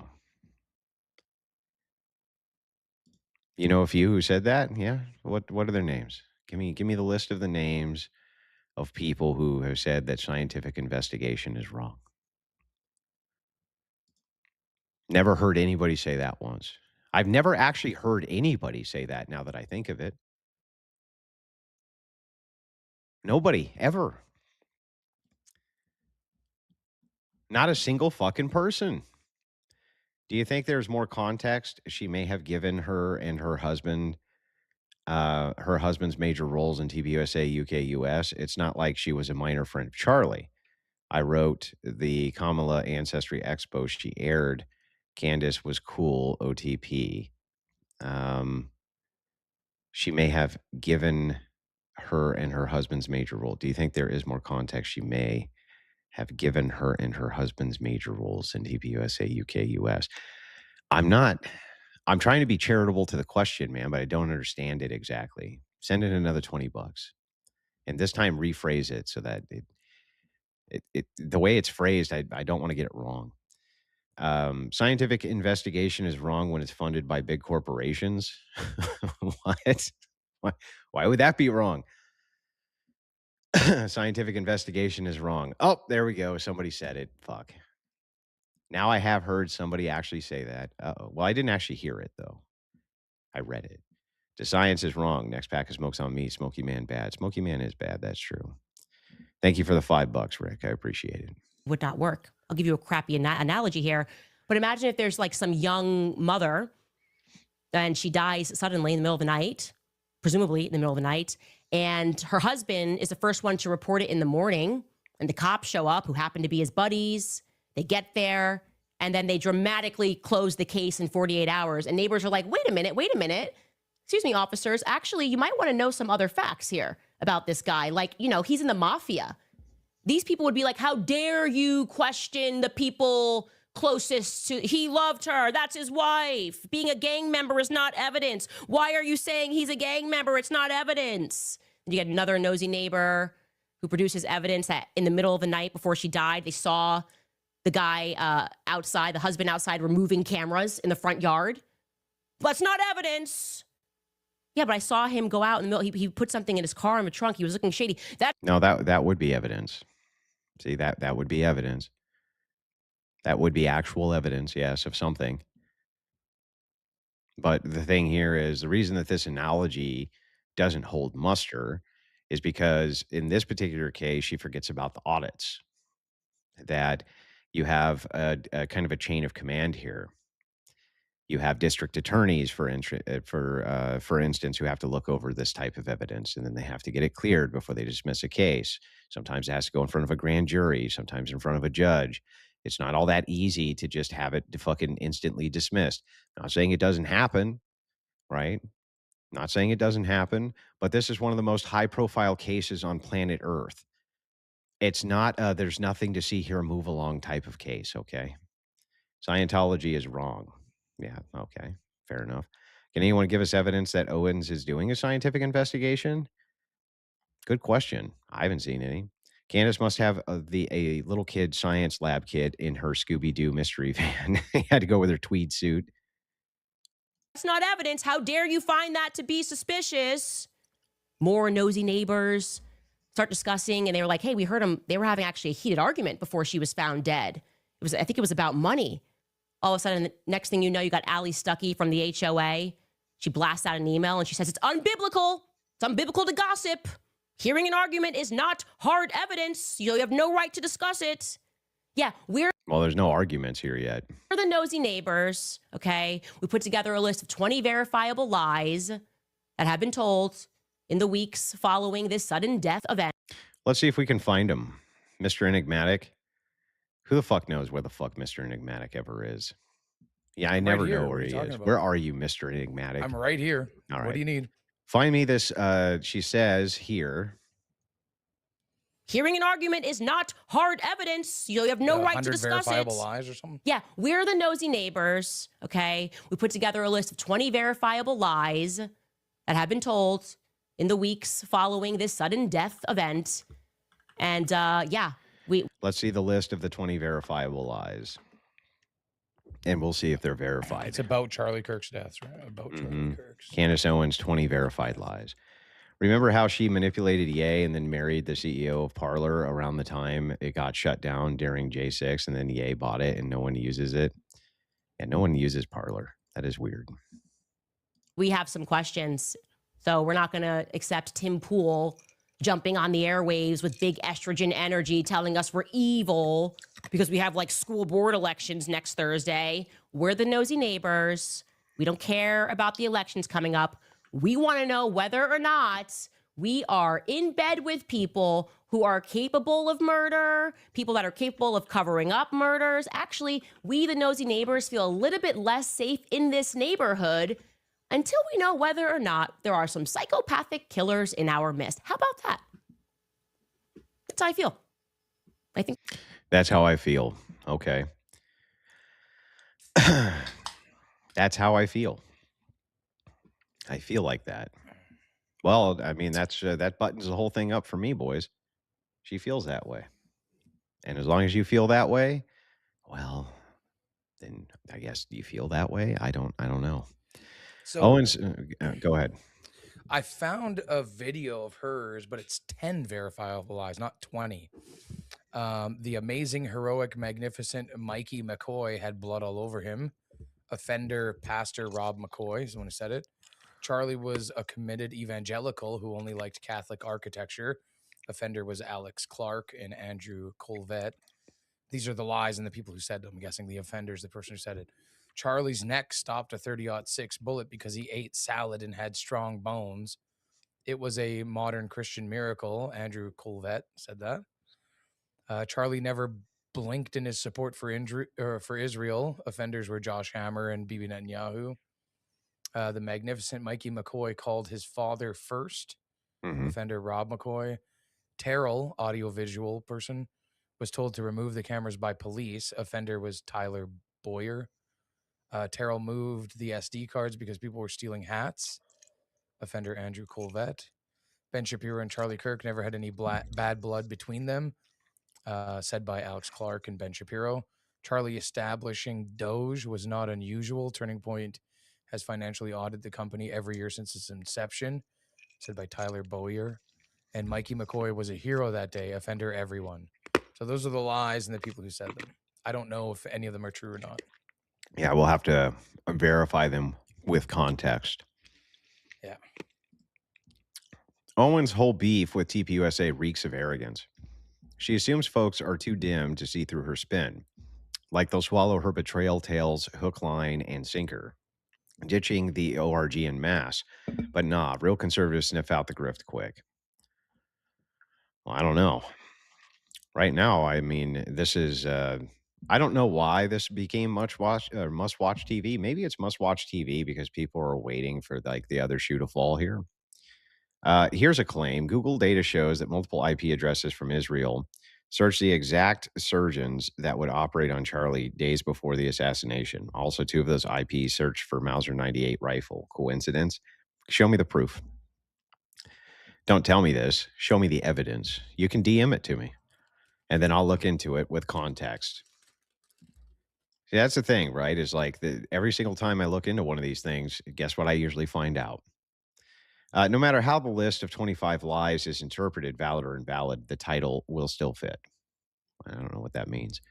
The Earth is Davy and scientific investigation is wrong. Okay, fair. That's how a lot of people feel right now. So I want to express that. And this psychological campaign filled with emotional manipulation and how dare you and the aggrieved widow speaks and so you're not allowed to question a $150 million organization. No, I reject it. I reject that 100%. Which is why I will say it has arrived as a blast of fresh air that on this very same day, Tucker Carlson is standing up to the nonsense. He's not speaking about Erika, obviously. He is friends with Erika. But just the nonsense of what the FBI is saying, he's wading in and saying, yeah, the FBI is not being clear in what happened. And I have questions. Lots of questions. We have questions. Okay. Do we have any evidence, though? Because, and I think it feels like a blast of fresh air, because and I know many people at home, are seeing all of these people that we followed and we thought that they were heroes. And suddenly this assassination has exposed them all to be frauds. Like for the right price, they will join Operation Mockingbird. Which ones? You see how that's a claim now again? Now there's a claim that people for the right price are joining Operation Mockingbird. Which ones? Does she ever tell us which ones? Which of these supposed heroes are part of Operation Mockingbird? Anybody know? Anybody? Can any of the Candace Owens people who watch this stuff all the time, can you tell me who? Can you tell me who is bought and paid for? Who's an influencer who has joined Operation Mockingbird? And by the way, can I now set that up as a lie? Am I allowed to do that? Can I make a list of the top 250 Candace Owens lies and put stuff like that in the category? Well, that's a verifiable lie. There's no evidence that any of these influencers are a part of any operation, especially not Operation Mockingbird. If so, which ones?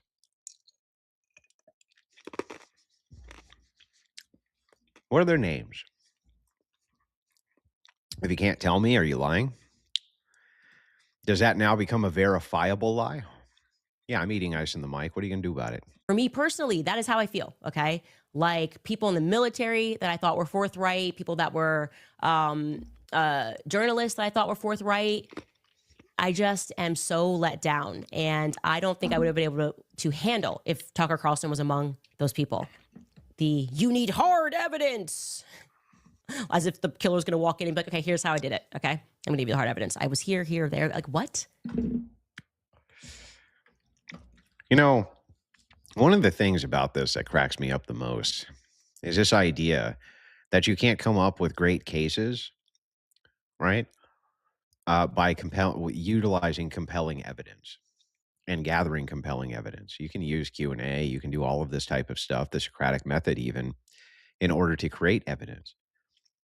But so far in this investigation, what in evidence do we have from the Owens team that a bunch of influencers are now part of Operation Mockingbird?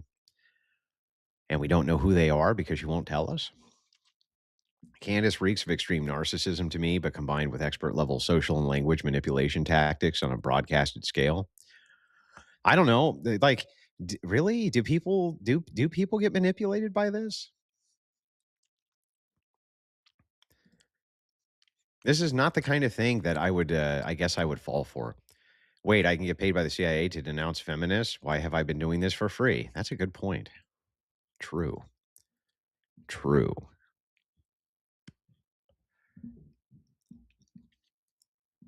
This is seriously embarrassing, dude. You clearly haven't been listening to Candace Owens. You almost make leftist arguments here. I'm not even making any arguments. Bro, what? First, Log off, man. my dumb friend. I want to point a couple things out to you. I'm not making arguments here. I haven't made any arguments because she's not making arguments from which to argue, right? In this case, I'm literally just asking questions. I'm literally just asking questions. I just asked a question. Who are these influencers who are part of Operation Mockingbird? I'm just asking questions. See, you have to understand, bro. I'm going to be like, what's a good analogy for this? I'm going to be like a nosy neighbor. Okay. You know, like to give you an analogy here, the best way for me to put it would be like, let's assume that, a husband knew an entire police force and, his wife turned up dead the next day and his buddies were all in the police department and they just kind of like stopped the case in 48 hours. Okay. And the neighbors are like, wait. You can't just do that. You can't just do that. Okay. And so they start asking questions. They're like, hey, there's a guy out there taking down cameras the night before. Okay. That's evidence. So I'm going to be like that. I'm going to ask those questions. I'm going to be like the nosy neighbor, bro. I'm just asking questions. Who are the influencers who are part of Operation Mockingbird? What are their names? How much money do they have? How much money are they getting? Who's giving them that money? I'm just asking questions. That's it. Do you think that I'm supposed to go and get a bunch of hard evidence together and then come? Like, what do you think? That Candace is just going to come and drop all of these lies off to me on my lap? Like Candace is just going to come in and like confess to all of her lies and just drop them on my lap? Or do I need to ask these questions, sir? That's I'm just asking you. Like, which one do you think is more sensible and reasonable here? For sure, people fall for it. I think many of the people that fall for it are either low IQ or women. Lowest common denominator. All she does is insinuate. She's literally the rumor gossip master. Instead, Tucker Carlson is coming out and he is blasting the corporate and the Fed narrative with common sense. He joined Theo Vaughn, and here is what he had to say. Take a listen. I don't understand the official story at all. Of his assassination, I don't understand it, and I want to make sure that there is a truly rigorous and honest federal investigation of it, and I'm definitely concerned about that. A, B, I think that I don't know many of the details, but I know that recently Candace said that Egyptian registered aircraft were following. You see what I mean? This is called goalpost moving. You're moving the goalpost. It's so funny when you hear people talk but have not seen her videos. Why is Andrew focused on this Mockingbird thing? Because she just fucking said it, you idiot. It just came out of her mouth, you stupid fuck. Let's listen again. You ready, stupid fuck? Are you ready? Are you going to actually listen, you stupid fucker? Or forthright, people that were journalists that I thought were forthright.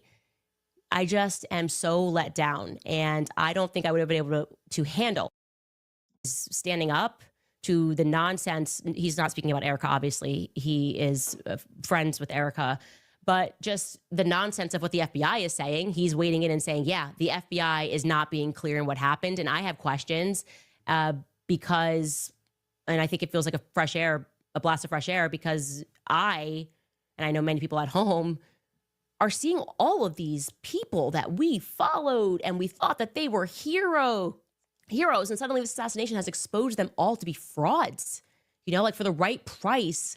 So they're all frauds, and for the right price, this is saying that they're being paid. This is now a claim. They will join Operation Mockingbird. For the right price, they will join Operation Mockingbird. You know, there's nothing to see here. Move along. Only Candace Owens questions are valid, not your questions about Candace Owens questions. Those are invalid. You see, the best way to invalidate the questioning of the questioner is to tell the questioner who is questioning all of the questions that they're not allowed to indeed ask any of their own questions about your questions. Don't question the questioner.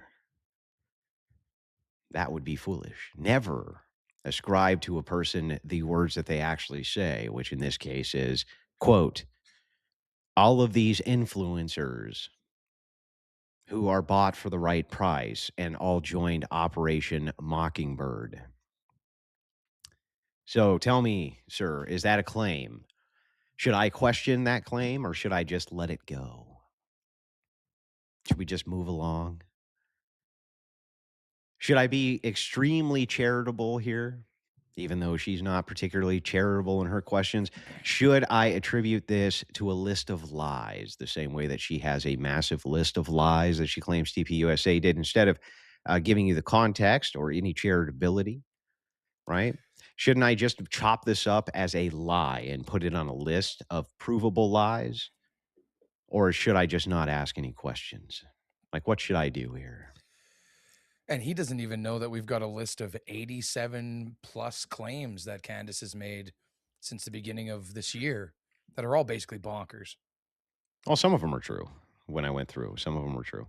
Candace is the right's TLC reality show, all big suspenseful cliffhangers and no payoff. Just asking questions. By the way, All right, we'll jump Operation around here a Mockingbird little was bit. shuttered in 76. On an when it became ultrasound and public. hears that tiny heartbeat, her chance of choosing life doubles. And now, thanks to a generous match program, your gift can be doubled as well. That means twice as many ultra financing today. I didn't get the vax. I didn't get the COVID-19 vax. And I'm not getting whatever the heck this is, okay? Which is honestly, on its face, federal stupidity is what it is. She's just jealous. She's not as important as she thinks she is. So hard to keep track. Too many questions being asked. Yes, there's lots of questions. Questions about questions about questions. Questions to ask about the questions that are being asked about questions which are asked. I'm still waiting for the evidence of the dreams of bees and the valves manufacturer have to do with macrones. Yeah, I don't know. Who questions the question askers? This is a good question. An excellent question to ask. Who questions the question askers who are questioning the questions? Now, I can also tell you that I was just going to say I hate this. because my mommy slews, they're so fast before. Yeah, I just skipped ahead. So what? I'm not going to sit here and watch the whole fucking video live, dude. Give me a break. Stuff even ends. I get tips about things. And Erika literally today sat down with Barry Weiss. It's been marketed all over. They're going to have this big sit down, a conversation moderated by Barry. It's going to feature voices from across the political spectrum. They're going to talk about grief. And I got this email after, and it's interesting. I got actually a couple of emails, but I'm going to read this one to you because it was a town hall-ish event. Here's what they said went down. This person writes, I just came from the CVS. By the way, whoever wrote this email, I love you. I just love all of the mommy sleuths that are this quick. They wrote, I just came from the CVS Times Erika Kirk town hall, and this is what she said about the conspiracies and Candace. 1, Erika said she was pregnant when the Egyptian planes were flying and following her, so she wasn't on them. She said she has photo proof. Huh? I'm sorry. Did I ever accuse Erika of being on Egyptian planes? Well, now you see what's happening here. This is a particularly interesting tactic, right? Erika Kirk has not, to my knowledge, actually made this accusation. Said anything about Egyptian planes and her being on or off of one. Instead, Candace is referring to an email that she received where somebody supposedly who was at a town hall heard that this is going to be one of the refutation points. So she's not even responding to anything Erika Kirk is saying. She's responding to a secondhand source who claims that this is what Erika Kirk is saying. So it's so bad. This is such an illogical way to do things, man. If knowledge is power, then logic is endurance. That's fair. Just saying, but Kirk getting offed is more than just one person. And yeah, whatever, dude. Prove it. Show me evidence and proof. I don't care. I don't give a shit about your wild speculations. Candace getting this much attention almost makes simulation theory palpable. We're living in a bizarre time, man. At what point can we just ignore Candace's moronic questions and fight the left again? I think that this is going to come to a head pretty quick. I think it's going to come to a head pretty quick here. It seems like most people are pretty sick of it now, and they're like, shit or get off the pod. Show us something or shut your mouth. I wonder what all her questions and curiosity was when Crowder was being falsely accused by his wife of abusing her. Yeah, good fucking good point. Where was all of the questions then? Boy, where was the nosy neighbor on that one? Where was the nosy neighbor when it came to the sisterhood? Fucking nowhere, that's where. Yeah, I was going to say I reviewed all of the footage, and nowhere did Erika Kirk say anything about being on an Egyptian plane in any capacity. So, does this also get chopped up on a list of verified lies? Or can we just be charitable instead and say, well, maybe she just doesn't know what she's talking about here? I'm going to question the question askers, question marks. Why are they not exclamation points or semicolons? Why the question mark? Good point. Why are people shouting in all caps, so invested in proving Candace right? Do they even know what Candace thinks happened? Because I'm not clear on that yet. Neither is anybody else, honey. Sorry. Here we go. So over on the Dono Chat side, $10 or $5 from Anthony says, fuck Candace. Okay. $50 from Buzz says, thank you. And others like you. The world needs a lot more. Happy to donate. Thank you. $10 comes in from Giacomo, says, agree. Text response or not proof. What was going off the context Charlie had with Dave Smith? And he told Tucker to go Max against Israel. Charlie rejected the Netanyahu invite, and Charlie said, keep asking questions of the October 7th response, etc. Well, clear up until he died, he was receiving massive amounts of funds from Israeli causes and organizations. So Zora Pogo says she's just jealous that her supporters aren't diehard Christians in the Crucible that love Andrew Mystery. Yeah. $10 comes in from Khaki Set, says, so do you believe the official narrative that Tyler Robinson jumped off a roof with a bolt-action rifle in his jeans? I remember watching the video as it was breaking with you, and Brian, you said yourself you didn't see the rifle, right? That is correct. I could not see it very clearly. But I remember also, and you seem to be omitting this, that one of the chatters was like, actually, I do see if you zoom in here, and they sent it in and we looked, and it actually did appear like there was a rifle there under the towel. So yeah, what was that one from Zora? You didn't say the amount. It was the second last $10. $10. Okay, thank you. But that is true. I did not. I thought it was as it was coming off the roof. I was like, wait, there's supposed to be a rifle here, and then we zoomed in. Yeah, we did see something looked like there. He put the rifle down, lowered himself, and then dropped off with the rifle. Like, yeah, that's just what I saw. It's hard to tell because it's a grainy video. But when you say the official narrative, right now I have no particular reason to disbelieve that Tyler Robinson was not the murderer of Charlie Kirk. What we have to do is I have to wait until we see better evidence. The state has not even presented its case yet. The state hasn't presented a case at all. How are you going to jump to fucking conclusions before you even get a stated case? That's insanity to me. It's called being a moron online. See, it's free. It doesn't cost anything. You can just go online and just be a dipshit. True. Anyway, go ahead. Is that it for your donos? Yeah. Okay.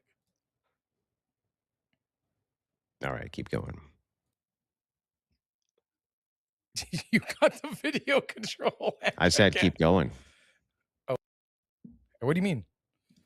When I found the Egyptian planes, I was concerned that they were following Charlie because I thought, wow, has there been a foreign government that has been tracking his events? Like maybe, I don't know, like running through the operation early, and then we broadened it when someone clued us into the fact that actually these planes have been following Erika. You just heard Tucker Carlson confirm that. I thought she'd be concerned. Instead, she's going to tell us on Saturday that she wasn't on the planes. I never said you were on the planes. Why would I think you were on the Egyptian planes? I don't like. Well, that would be. I don't think that you took off and went to Wilmington, Delaware. I know you didn't go to Wilmington. Egyptian airplanes were following Charlie Kirk, huh?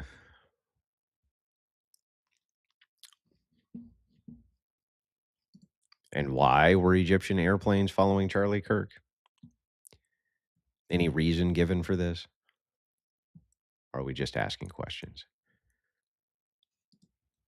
What's He's probably getting gang stalked, to be yeah? honest. Why is it that why are Egyptian planes following Charlie Kirk around exactly?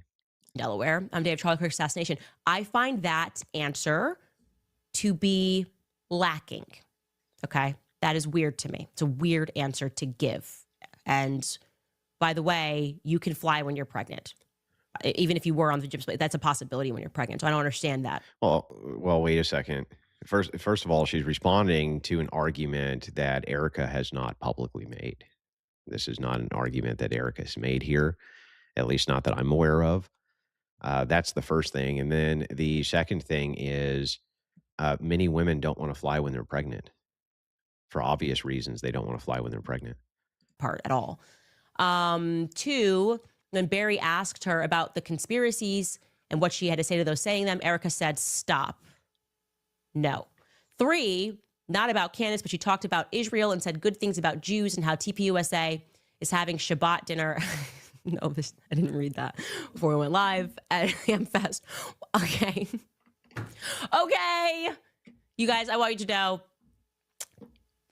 in addition to the fact that Charlie, in the last couple of days, wanted people to know that Mikey is fantastic and supercalifragilisticexpialidocious, and he had this whole vision, and that Rob McCoy was his favorite pastor, and that you should buy Josh Hammer's book.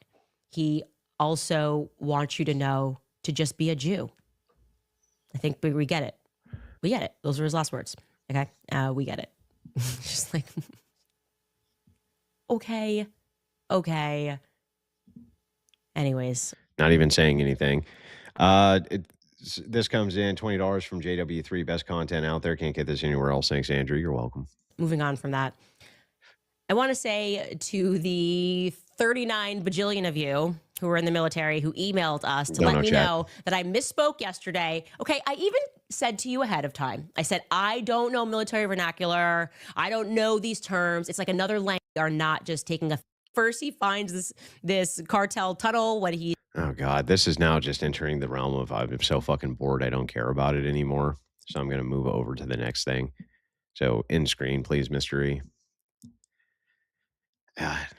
She just... Why does it take so long to get to, like, the juice isn't worth the squeeze. It takes fucking forever to get to anything. Well, you see, when you don't actually have evidence and you have a bunch of claims, you got to just do a whole bunch of yap. One thing I've always prided myself on when I'm like big news of the day and stuff like that, I'll just tell you immediately. I don't do this big build up fucking thing and make people wait forever for the big reveal. I just dive right into it and then start actually talking about it. Yeah, it's called burying the lead. Yeah, it's a way to keep people watching.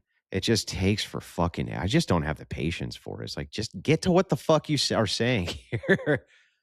She bought dinner. That's a first. Oh, what do we mean? Who? What are we talking about here? What did I miss? Anyway. So we have that. We have the response that's going on here. Now, what's going on with the... Can you look this up real quick, Mystery? What's going on with the TP USA debate? I believe that's being hosted on, or not a debate, that's being hosted on the 18th. And they invited Owens. Is that still happening? I mean, last I heard, didn't we cover that on the extravaganza like 2 days ago? Yeah, but just double check it. I can see a Phoenix, Arizona show December 18th to the 21st. But they don't have any details about it. That's the America Fest. And this website's so out of date, they still have Charlie Kirk listed as a speaker. So last I heard on X was that Candace accepted to go down there for the 18th. Let me try another search term here. Hey, this guy says, don't call me stupid. I'm a supporter. I don't reserve the right. Like, to call my supporters stupid, just as I assume my supporters grant themselves the right to call me stupid if I'm saying or doing something which is indeed Yeah, I mean, fucking stupid. the fact that you're a supporter should really solidify the fact that you're definitely saying something stupid. If the guy you're supporting is like, "Wow, that's dumb." Yeah, that's a good point. You know, like You you're stupid paying fuck. him You and he's still stupid calling fuck. you stupid. So you must have really said something stupid. The stupid bitch. So okay, so hang on. $10 from Josh Webster says, Andrew, thanks for all you do, man. You're a legend. Hope I can meet you one day. And he says he's a big fan. I Did you just appreciate randomly that. start reading donos again? Yeah, it's You $10 from gotta him. let me know, bro. $20 comes in from Arctic Airborne. Thinks your content makes canine night patrols fly by. Good. I'm glad for that.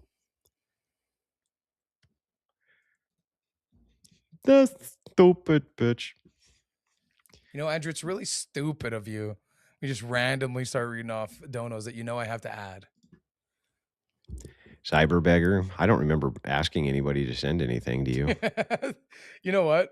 Where's that button? Where is it?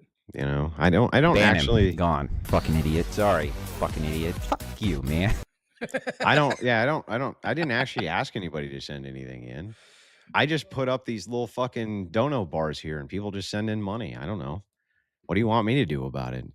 I didn't ask them to.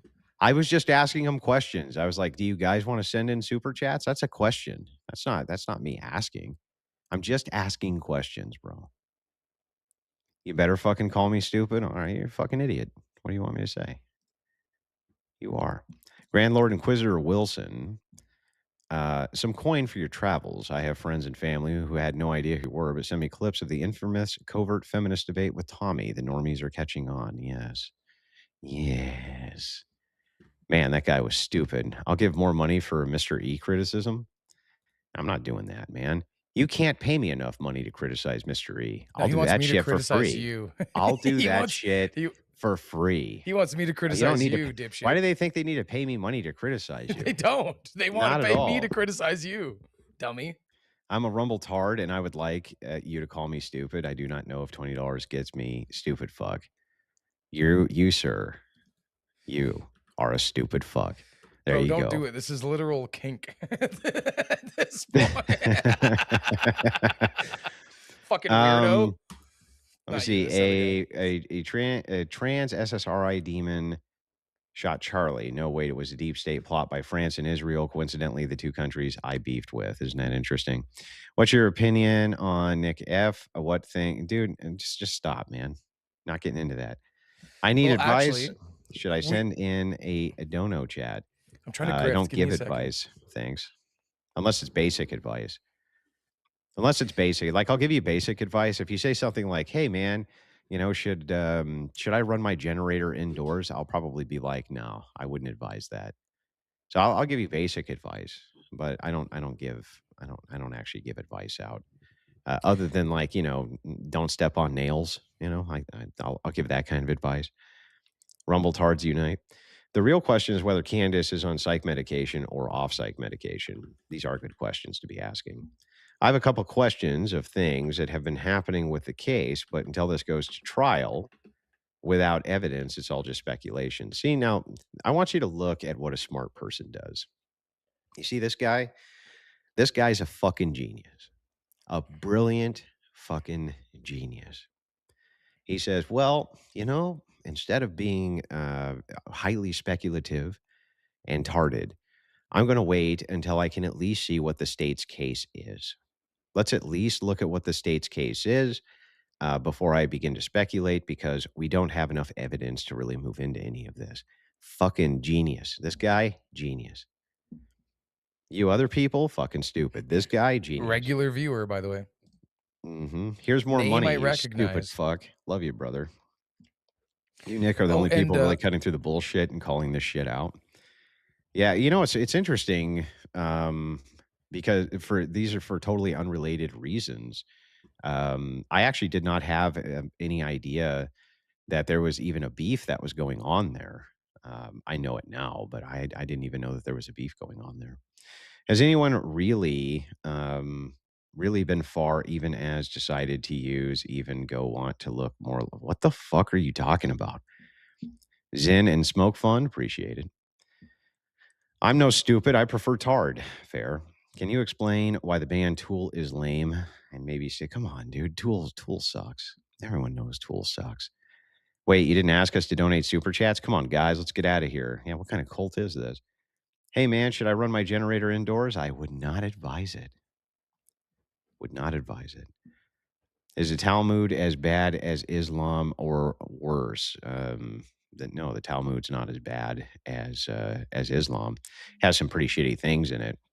What the Talmud is it's a grouping of rabbinic debates that are mostly really fucking boring. Like, I don't know if any of you have actually sat down and tried to read. This is like there's like hundreds of volumes of this. And I remember sitting down one time I was reading a section on it where they were literally arguing about clothing and what were appropriate clothing for certain festivals and this and that. It was very technical nonsense. And it starts with dogmatic principles and presuppositions which have to be followed in the scale of argumentation, which actually makes it very like as far as a commoner goes, if you're not Jewish, it's basically completely worthless to you. For the most part, it's worthless anyway. I'm no expert on it, but it's a sequence of rabbinic debates. For the grift, spent 14 hours today replacing the VFD from Valero Refinery in Louisiana. Got to keep the fuel flowing and a good. Appreciate that. Is buying DU, Debate University, my poor person disability money advice that you would give me? For the purpose of the grift, it would be, but for the purpose of realism, no. You probably, if you're very poor and you're on a fixed income, you should probably save that money or utilize it for other purposes. That's what I would do. Again, very basic advice. Can I run inside my generator instead? I guess. Enjoying the show. Off topic. My kid is watching the Dodgeball movie for the first time. I just realized that Chuck looks like the gross unibrow chick. Well, that's funny. Do you think Candace will have her own version of the Jussie Smollett just going out for Subway? I don't. Nope. Not Tool's the best band ever. You suck, dude. You suck. You suck. Rabbis debating how they can trick God. Actually, interestingly enough, sometimes that is the case. They have some bizarre shit like Yep. like they will pull string out in their yard. And so what they'll do, sometimes they'll go across the property line and pull a string out across the entirety of the yard because that's expanding the house. And so therefore they're inside the house and now they can mow their yard. It's just like stupid shit like that. There is actually what I would consider God trickery debates that are going on inside of the Talmud. Yes, but that's mostly what it is. It's just Talmudic debates. Yeah. Oh, and Or since there were so rabbinic many, debates. since there were so many people asking today, Andrew, they're like, oh, you will never address the Fuentes thing. We actually did a show 2 episodes ago on this very show, Andrew Wilson Live, covering the entire Piers Morgan Fuentes debate, which you can find exclusively and uncensored on the Crucible.video. That's true. For Which you less should than become the a member cost of a yeah. quarter pounder meal per month. Per month. Have you Sign ever up today. seen dude, shut up, bro. Biggs, shut up. Wait, who said? You want me to kill? Do I? What do You mean, want me man? to ban? You can call me stupid, Andrew, and I will support you regardless, as long as you keep affecting change. Well, thanks, you stupid fuck. I appreciate that. Oh, that's great. You're the best viewers here. Yeah, they're funny. They're just they're just a bunch of assholes, really, which I'm fine with that.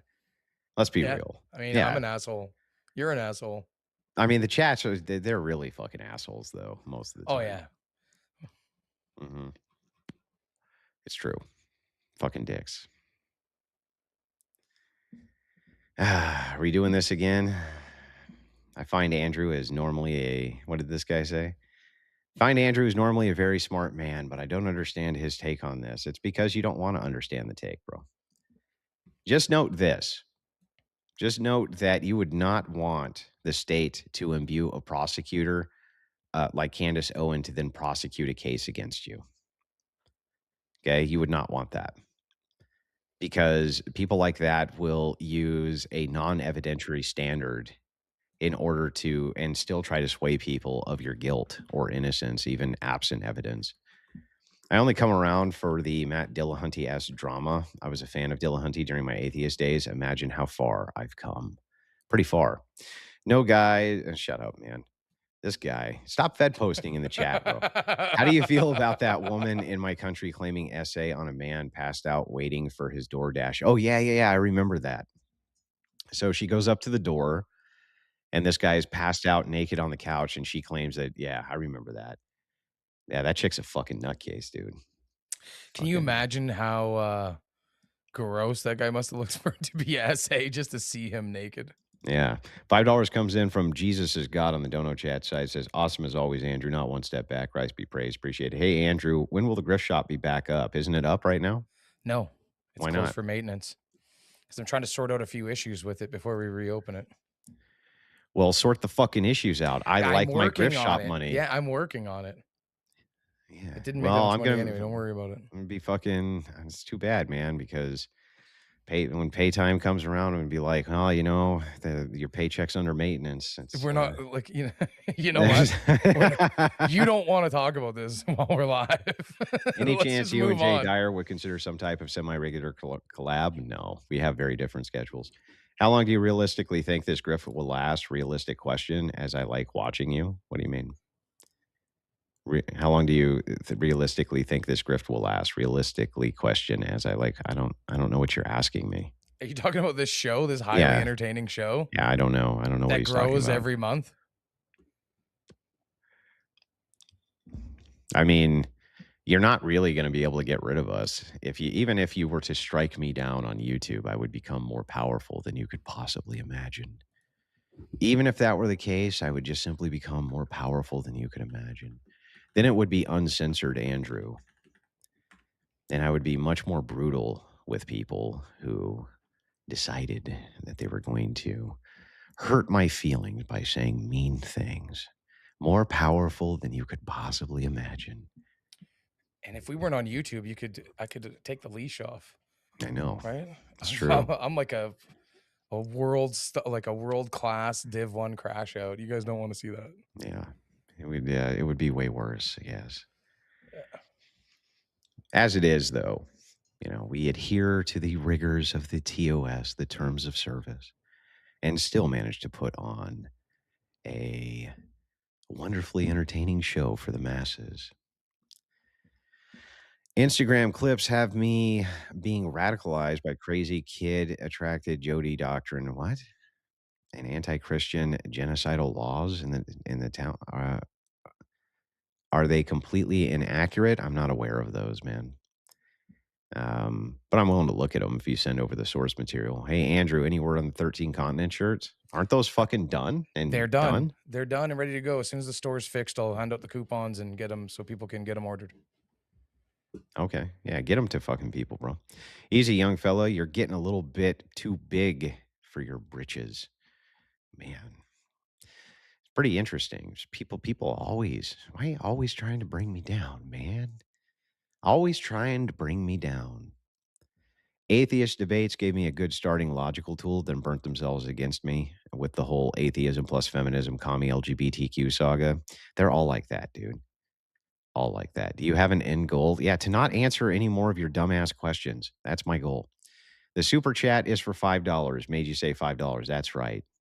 $5. Did I mention how much that super chat was worth? $5. Well, thank you for that super chat. That was worth $5.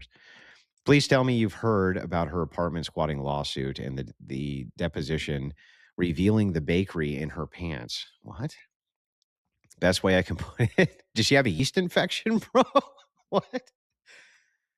No, I hadn't heard any of that. I'm sorry. I hadn't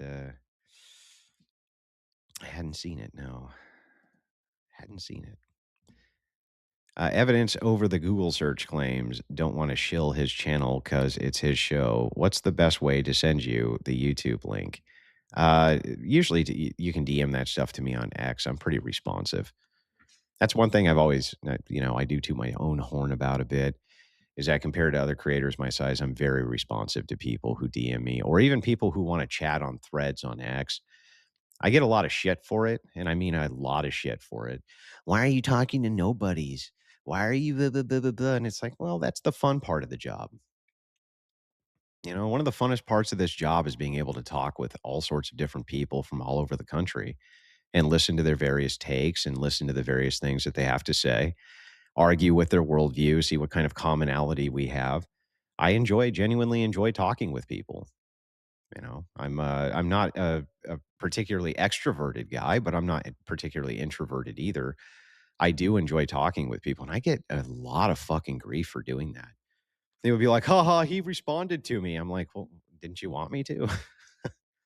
Well, yeah, but what kind of big creator response? It's like, it's so weird how people have developed this culture online where the other person's unapproachable or, isn't, if they say something to you or they try to talk with you, that somehow that makes you a bad person or you're doing something wrong. It's like, I thought the whole purpose of you guys posting your various comments up there was because you wanted to have engagement and talk about various issues. So, Andrew, can we define the explicit duty of disclosure a government body has to a civilian population regarding all investigative details? Hashtag just asking questions. Whew. What sort of standard? I think that the standard varies state to state. As far as moral standards, man, that's a hell of a question. That would take a long time to kind of break down. It is a good question, though. I'll think on it for a little while. What would be the like optimal amount that a government body would need to disclose? In some circumstances, nothing, right? For purposes of national security, maybe nothing. Maybe nothing at all. Tool fucking sucks. The only thing worse than Tool are Tool fans. Totally agree with this. When is the Aaron Raw versus Andrew debate? Aaron Raw will not debate with me. So he already made that clear. He got big mad. I said his movie sucked. Who? Who got big mad about it? Andrew, I'm not extroverted. Also, Andrew, everybody come drink with me after DebateCon. I didn't say that I'm not extroverted. I said I'm not particularly extroverted. So, and I'm not particularly introverted. There's a mixed. I think I'm social. I'm very sociable and social. Um, but also I get in moods where I don't really want to talk with people for long periods of time. Sitting around the dinner table, talking to y'all at the last debate con was my personal highlight. Yeah, it was a lot of fun. Here's 5 Australian dollars. No, you have to send in 7 because the tariffs are on, fuckhead. Is it smarter to save this dono or to send this dono? And you call me stupid, just asking questions. It's much smarter to send the dono and then me call you stupid, in my opinion. It's just my opinion. I'm just asking questions though. Over on the dono chat side, $5 comes in from Kyle. Says, "Here's $5 for Mr. E's Make a Wish." What's your wish for $5, Mr. E? Hmm. Mr. E's not even here anymore. $5 from I Identify as Awesome says, "Have you ever considered debating Protestant like Dr. James White, Jeff Durbin, and other prominent Protestant debaters?" Depends on what the topic would be. Depends. If you're going to get into micro nuance theology, I think that there's way better people who are way more informed than I am. And I think that those people would represent the Orthodox viewpoint and position much better than I would. However, if it's political, maybe. Also, woman, I need another drink. And then we got to get on to reviewing another thing. I wanted to review this Dave Smith debate against Liquid Zulu.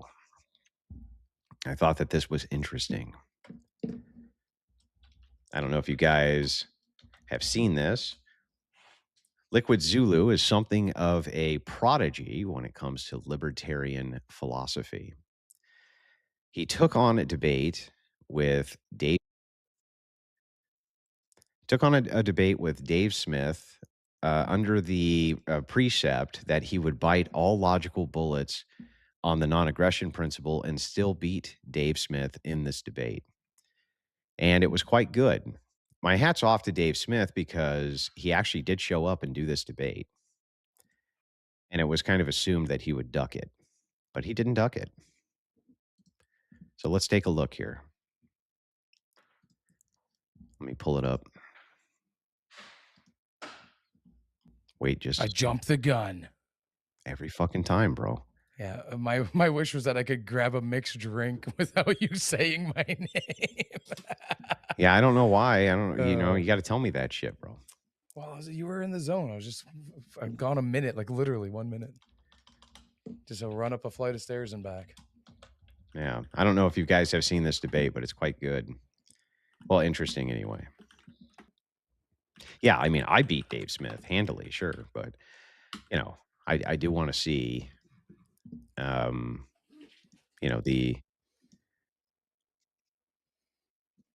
Here we go.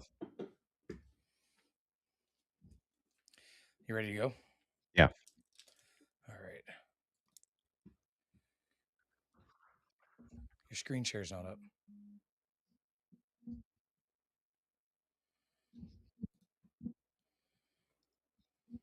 I think you removed your screen share when you ended the last one. You gotta. Yeah, hang on.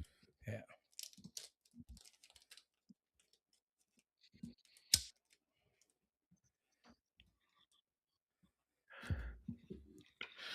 So, but thank you for that, Freeman Die. Zilu, if you want to go ahead and get us started with your opening statement defending, again, the resolution that libertarians bite the bullet and add restrictions on public property and to never violate the non-aggression principle.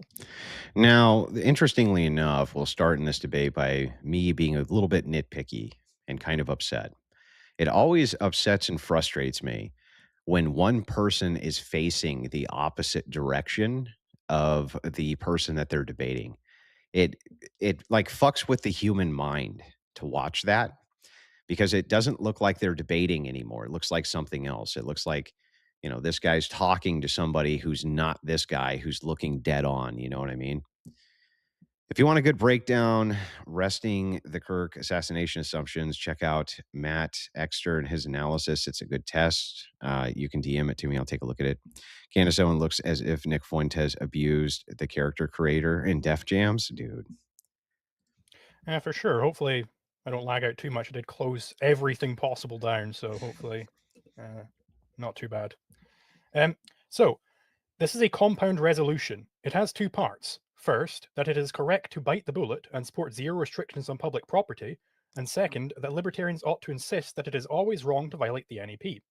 First, biting the bullet is a question both of competent debate strategy and intellectual integrity. I will prove that the bullet biter is correct on both fronts. As far as debate strategy is concerned, it is simply not possible to win a debate on any resolution against sufficiently competent opposition if one is not willing to bite any bullets. For every possible position one may come to in philosophy, there must exist reductio ad absurdum against said position. There will always be... I reject that as being true, by the way. ...certain edge cases for any thesis. For there not to be any such edge cases means that there is no edge, meaning that the thesis is fuzzy and ill-defined. When you ask absurd questions, you get absurd answers. If I were to ask a mathematics student how many apples Mary sold at the end of the year, if she sells double the apples each day, and on the first day she sold one apple, they would tell me that she sold more than 1.5 times 10 to the 110 apples. That is orders of magnitude more than the total number of atoms in the observable universe. It is not valid for me to counter this by saying how absurd mathematics is, because there is no way for a woman to sell that many apples. Ask absurd questions, and you get absurd answers, in ethics or anywhere else. Take the Christian ethic of thou shalt not steal. Taken literally, this means that the literal God of all of existence tells you that you should not steal a penny to stop the Martians from blowing up the Earth. The Christians certainly can't hold that God might have made a mistake when he gave that commandment, so the reductio stands against any internally consistent Christian ethicist. The choice is either to abandon the original principle entirely, or bite the bullet and stick to it. This is why it is simply... No, it isn't. ...bad debate strategy to refuse to bite bullets. As we've all seen previously, in his debate with Andrew Wilson, Dave spent hours conceding every obvious libertarian position to statist arguments. up to the point that he refused to even bite the bullet on conscription being inherently immoral. That is true. The refusal to bite bullets and ground his arguments in a solid philosophy has left him impotent and forces him to latch onto whatever philosophy is provided to him in the moment. A debate is a logical flowing of argument between opponents. There is a precise logical method that determines who has won a debate, and it does not depend upon claps or audience polling. If one participant refutes an argument from their opponent, and that refutation is not itself refuted, then that argument is considered lost for the opponent, and vice versa. What it means to not bite the bullet on some principle is to contradict that very principle. From this, it becomes trivial for one's opponent to flow through. So much for debate strategy. Biting the bullet is also essential for intellectual integrity. Integrity means that one is morally uncompromised. It is loyalty to one's rational convictions and values, the policy of acting in accordance with proper principles. Whenever one finds himself unwilling to bite the bullet, this means that they have abrogated a principle that they are attempting to uphold as true. They are trying to cheat reality on the altar of their random whims or cowardly sacrifice. They are giving up the true, the good, reality, for the false, the bad, nothing. This is the very mark of the disintegrated soul. Public property is merely one such instance of this general principle that libertarians must bite the bullet on. Indeed, the principle still applies here. What does it mean for there to be zero restrictions on public property? What it means that the government becomes completely laissez-faire with respect to it, that they will not interfere with it whatsoever. That is, it becomes immediately open to homesteading and can be rationally allocated to its most value-productive use.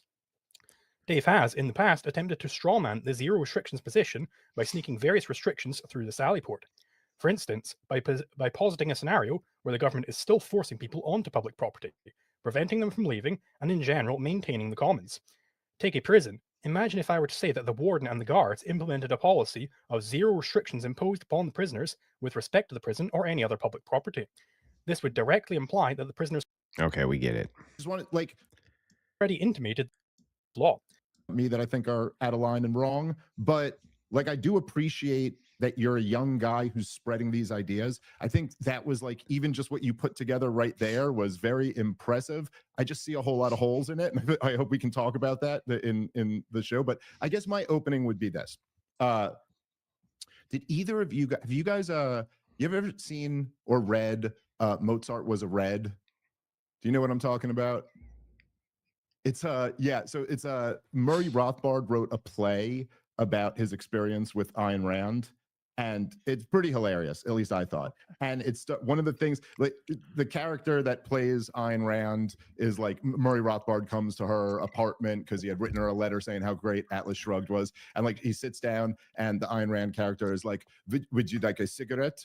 And for those of you who are wondering, you might be wondering, why are we watching this, Andrew? This is boring and is not the high octane entertainment we had just mere moments ago. I understand. Here's why we're watching it. We're watching it because Dave here is he's an avowed libertarian. Libertarian philosophy's cornerstone is the non-aggression principle. Now, one of my major qualms with Dave, I do think that he's a good debater. I do. That's not what's in question. I don't think that he has a good grasp on libertarian ethics or a good grasp on libertarian philosophy. I think that he understands the core principles enough, but I don't think he has a great grasp on it. Liquid Zulu, on the other hand, the entirety of his entire worldview is based around the idea of grasping and understanding libertarian philosophy. He thinks that Dave is not actually a libertarian because he does not follow the philosophical principles of libertarian ethics, specifically the cornerstone of which being the non-aggression principle. I would argue in favor that this is likely true, that Dave is less of a libertarian than he probably thinks he is. But as they go through this debate, you start to see, well, I'll let it speak for itself, but it's pretty interesting. I tried donating to Dono Chat. I keep getting errors. Is that because I'm not based in the USA? Anyway, the evidence on Google search data, search for Baron Coleman. Okay, I'll take a look.